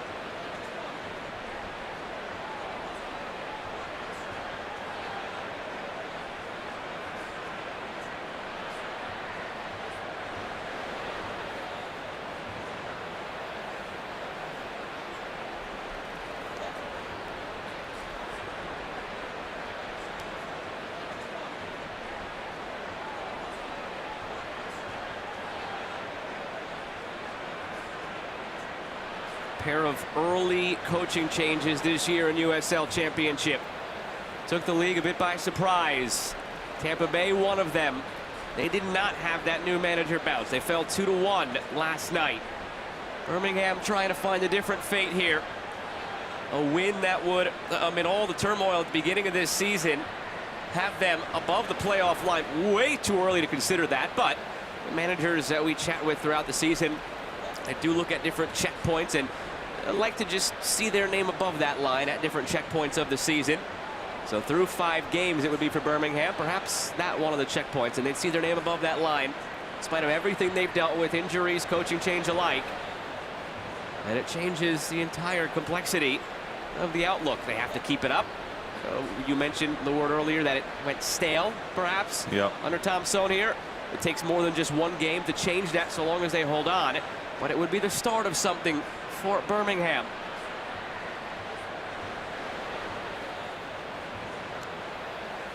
Still the same conversation, though, even with the changes by Wilmer Cabrera. Notice on the cutback to the inside, no support whatsoever. Surprised we haven't seen more aggression. That is what turned into this 2 center back system. Akwe and Chimesi to step up and provide that support, because again, the space is there. You have the personnel, but the recognition to actually step into said area still lacking. Gabi Torres. Really haven't had a lot of the ball in this second half, El Paso, so it's tough to pinpoint maybe a moment or moments where they could have gotten Armando Moreno more involved, but he has really not been a factor in this second half, and that's not what you want for El Paso. He's a driving force behind a lot of their creativity going forward. Can't really remember the last time he was involved in an attack in this second half. Maybe they can get it his way now. Torres over the top, waiting for it. Cabrera bouncing and just over the bar. Certainly out of every angle that you could have attacked in this situation, probably the least desired. The long ball over the back post into the sun that Andy Cabrera has to try and produce the spectacular out of. Nearly does, to be fair. Much better ball movement from El Paso Locomotive, and I still go back to, we had this conversation in the first half, Joe, about Legion's lack of desire to play direct, utilize the speed to their advantage up over the top. Thomas getting in behind. Thomas harassed in the end. Well done defensively by Chumesi. That certainly hasn't been the case here in the second half. Really started right around the 35th minute or so. They were able to grab one back on the link-up play with Damas and Turnbull, that's funneled over into the second half. Got them a penalty from the spot in the 61st. The flag stays down. Calvillo breaking through. Fed ahead toward Moreno. Too much. Avila's come off. He was replaced by Ricky Ruiz. So Moreno now acting as that striker up top. Calvillo could not find him. Where I was going with that overall is, okay, we asked you to try and bring the three different entities, your midfield, certainly attacking three, and your back line a little bit closer together just in terms of ideas. They did that, and as they put more personnel with fresh legs onto the field, they've created more dominance on the ball overall, but they've lacked identity on the outside. Now, they haven't really attacked the wings whatsoever. Goes back to that predictability aspect where right now, if you're Moses Mensah and Steven Turnbull, you've got one of the easier jobs on the field, just keeping the game in front of you, utilizing the sideline to your advantage, shift side to side, punch that card and call it a day. Deflected on the effort. The referee stops play for a head injury here on the shot from Quesada.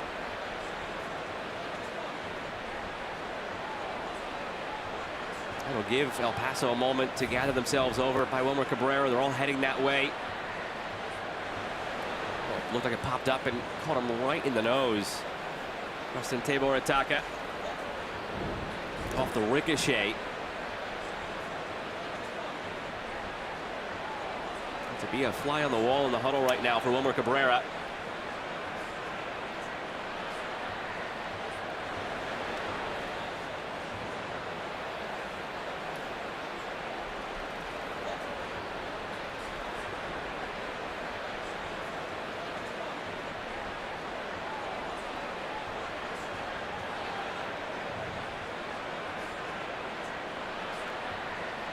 Not quite summer weather in Birmingham, 75 degrees, but sun beating down on this turf field. The rest of these players using it as an opportunity to cool down, hydrate, and gear up for the final 10+ stoppage.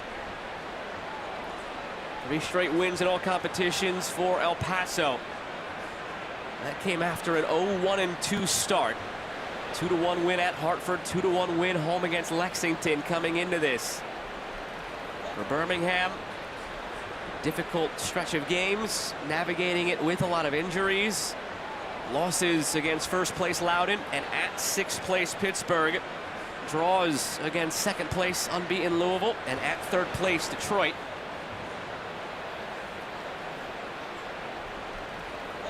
That's part of the conversation we had with Eric Avila, asking him, how much do you want to change? Because when you see coaching changes, right, you think that, well, that's the impetus for change. That's going to be the big domino that falls, that leads to a ripple effect. You're changing personnel, you're changing formation, you're changing style, this, that, everything. But it really hasn't been bad for Birmingham. They've been in games, they've played good teams, difficult stretch with the injuries. So what would change? And he said that would be his difficult challenge this week, Eric Avila, navigating the emotions, but also not changing too much while changing something as Damas barrels through again and earns a corner. He's changed just enough so far to give them a 2-1 lead and put them in a position to win.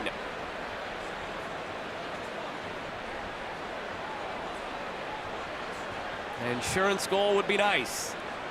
Help them breathe a bit easier.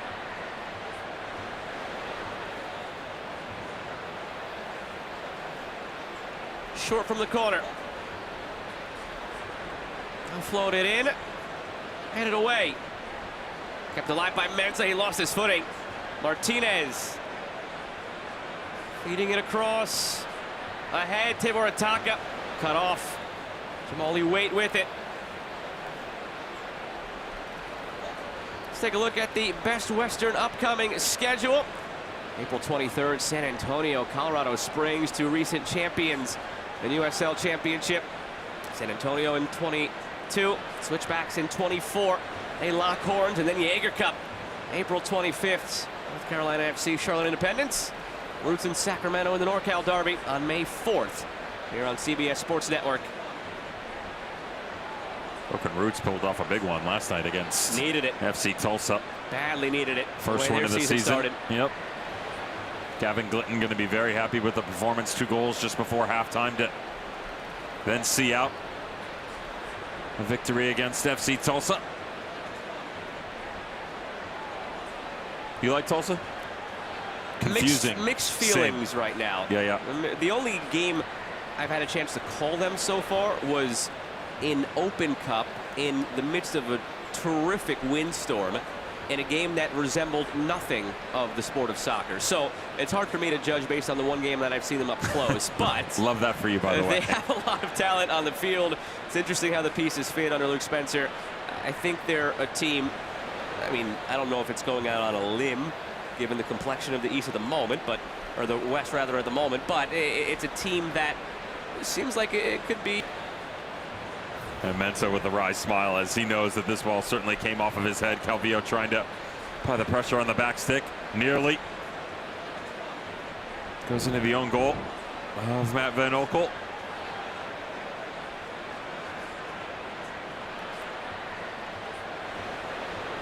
Outswinger coming. Van Oekel fighting the sun, headed away by Torres. On the turn, Damas. Streaking down the middle is Timur Ataka, gobbles up space. Preston Timur Ataka denied by Wade, ricochet toward goal. Off the defender. Stays out. At one end, El Paso nearly equalizing. At the other, Birmingham nearly the insurance goal. Instead, it remains 2-1 with 4.5 plus stoppage to play.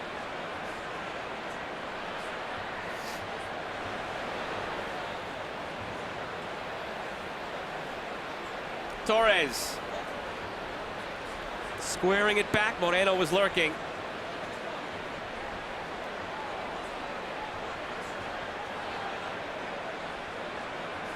Damas.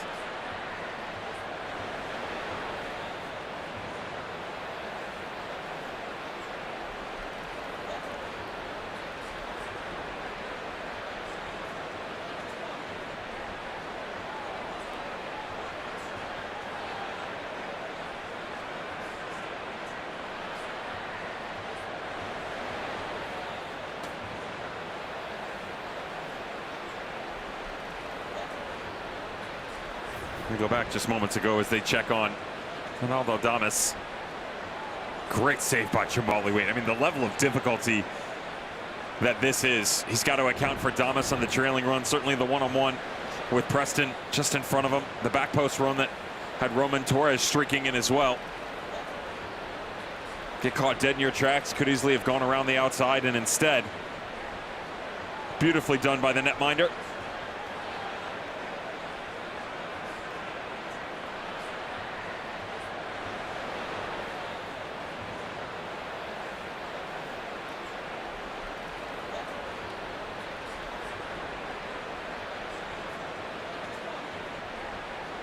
Torres blocked. At that point now where you'll see El Paso just trying to get the ball into the area, hope for something good. So Torres was efforting, took a deflection here, a corner, and again, remind you throughout the day, this is where they've been most dangerous this season. They go quickly and squander. I don't know about that decision there, Devin, unless they saw something they loved in the numbers. Coming into the day, top team in the league with 4 goals off corners. Wasted it going short. Get everybody forward. It's the 88th minute.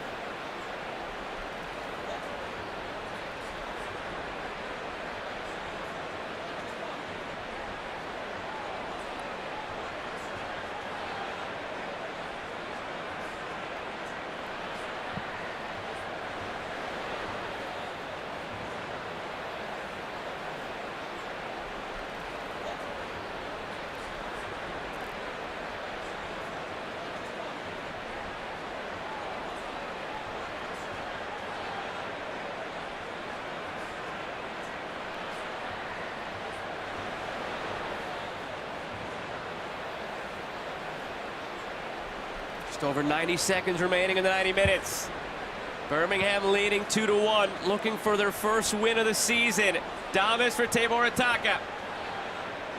Trying to switch it for Torres. Won't quite get there.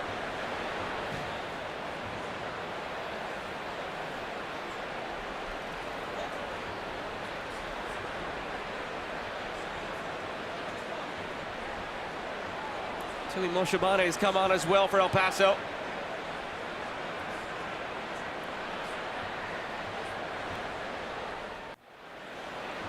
90th minute at Protective Stadium. Birmingham trying to protect this lead that they took in the 61st minute on a Damas penalty earned by Moses Mensah.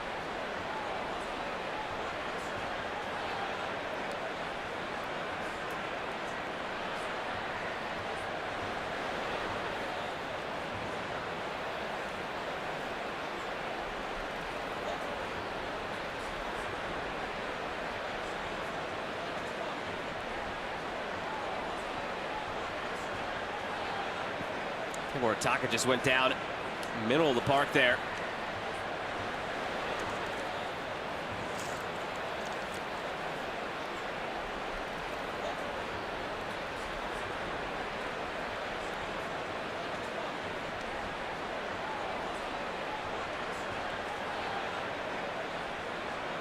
Ushered to the sideline by Abdou Ndiaye.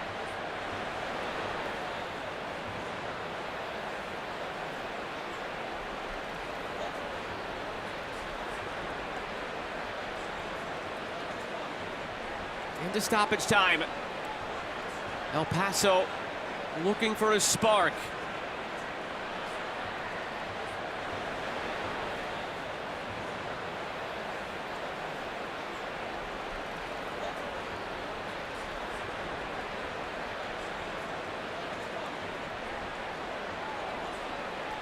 Angled in, headed on, loose in front, off the bar and stayed out. Roof heads it clear. Game of inches. It was right there for El Paso. It remains 2-1.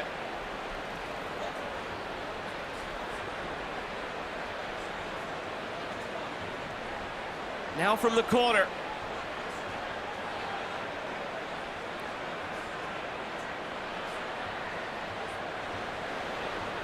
A yellow to the bench. Wilmer Cabrera tried to argue, I believe, that it was over the line. From the looks we've seen, it seemed like it stayed out.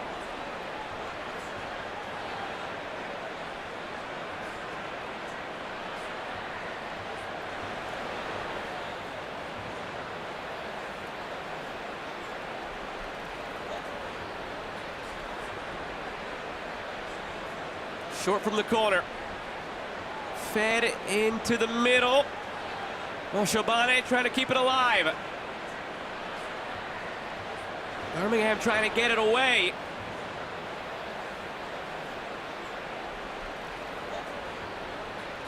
Damas a step too slow. Daroma there. Ricky Ruiz serving. Header down. Saved by Van Oekel. Popped right up for him in the end. Back-to-back chances here for El Paso Locomotive down the stretch. Go back to the one. Restart from the corner. Great flick on there. Mo Shabani, and how's Carter not tuck that underneath the crossbar? A little bit of lady luck shining bright for Matt Van Oekel, who was more than happy to easily collect on the second chance that should see the 3 points out.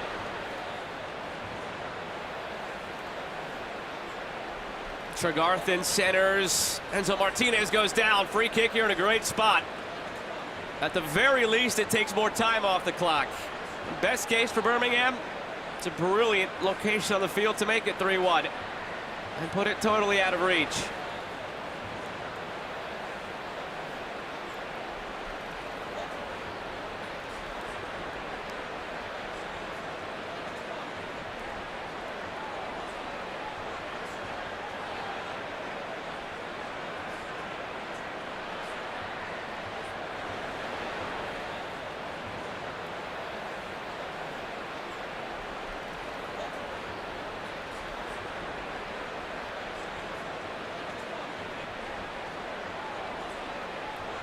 Torres from the free kick. Waite makes the save. Rebound in front, put home. Birmingham can celebrate finally their first win of the season.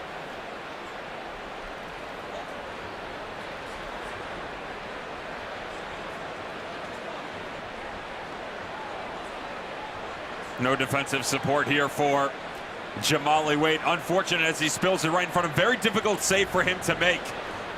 He's got the traffic, all the personnel clouding some of his vision, and the way that he bobbles it out, just no help whatsoever on the backside to eliminate the oncoming threat that was Dawson McCartney. And they moved him higher into the attack as the half went on. Opened up opportunities, but finally finding their breakthrough. Third on the afternoon, and most importantly, securing their first win on the season.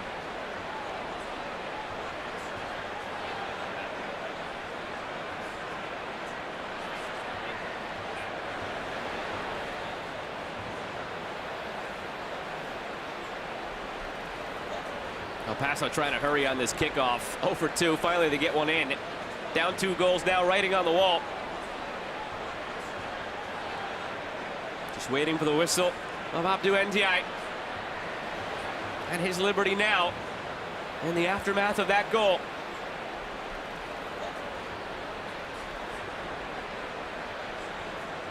Well, Shabane.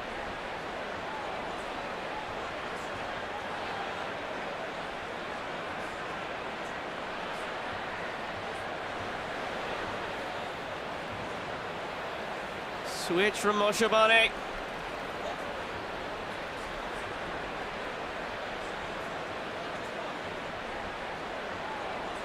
Coronado.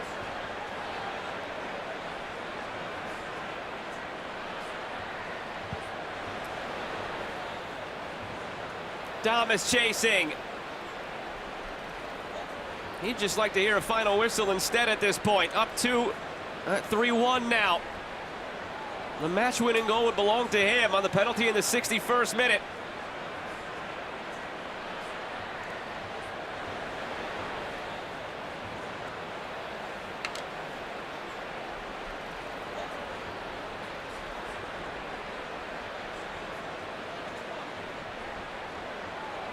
Shabane looking in behind at the end line. Calvillo forces a save from Van Oekel.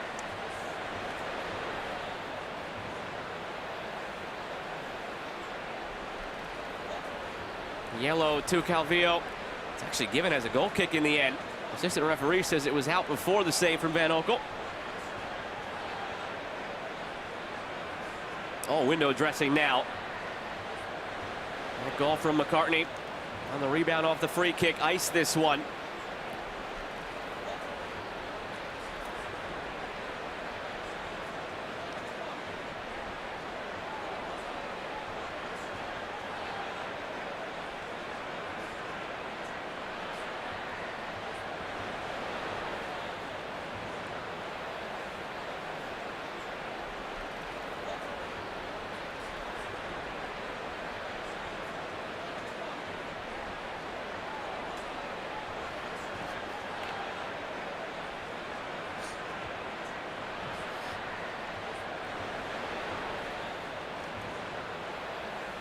Sent long by Van Oekel.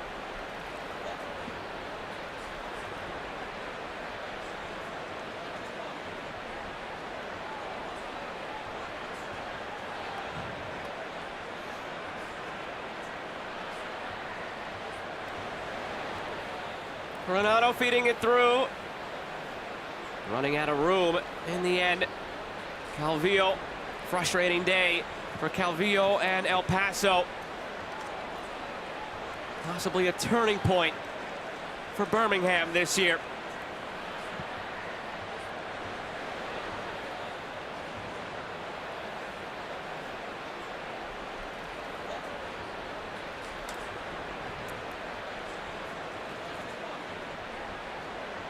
Birmingham bench eagerly awaiting a whistle. Fed through for Carter. One last chance maybe to cut into the deficit. And it's out for a corner.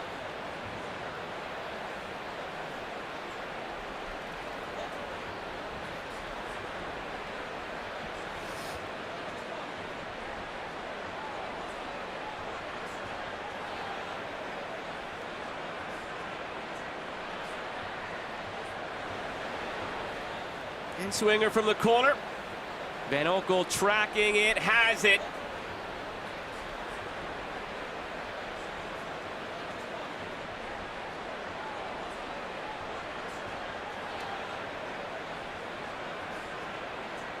Van Oekel skies it, final whistle goes. Birmingham, for the first time in 2025, will celebrate a win 0-2-2 previously in league play. Lost early in Open Cup. Their first win in 2025 comes under the tutelage of Eric Avila, who steps in this week after Tom Sohn's departure.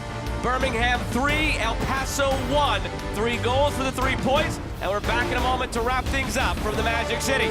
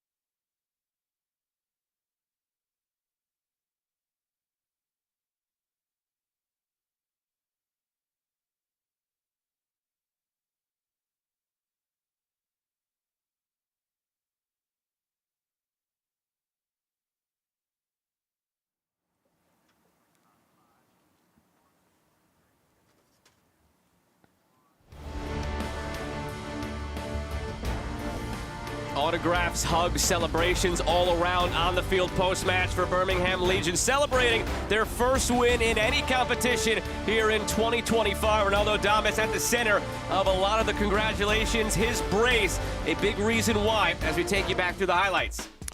Energy has certainly been a word that has been synonymous with the success of El Paso Locomotive early on. Birmingham Legion struggled to match that, and within all that energy comes really good rotation. Amando Moreno, as he drops down into the pocket, no rotation back out. Andy Cabrera recognized it, streaks in behind, and El Paso Locomotive are off and running. The response just 4 minutes later. I understand everybody's going to look at the ball from Turnbull. Certainly the run in behind by Ronaldo Damas, but Tyler Pasher creates that opening to allow them to get the equalizer. This became a very ball-dominant team at the conclusion of the first half, moving in to the second 45 minutes. Changes by Avila, fresh legs, a higher intensity, quicker decision-making leads to a penalty just inside from Moses Mensah.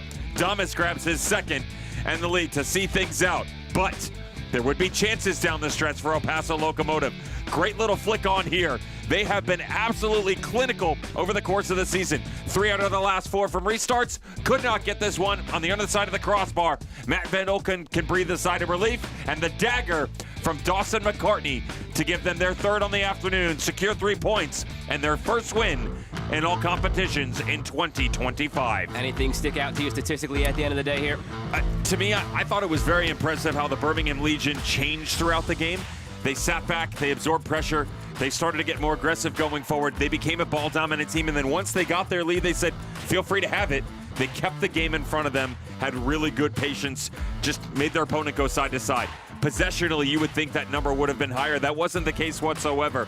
Thought they did well to adjust as the match went on. We're back this week on CBS Sports Network Tuesday night and Wednesday night for U.S. Open Cup action. That'll feature a lot of these USL Championship teams. For our entire terrific crew, my broadcast partner Devin Kerr, I'm Joe Malva saying so long for now from Birmingham, where the Legion take it 3-1, their first win of the season. This has been a presentation of CBS Sports Network, the 24-hour home of CBS Sports. Enjoy the rest of your weekend, everybody.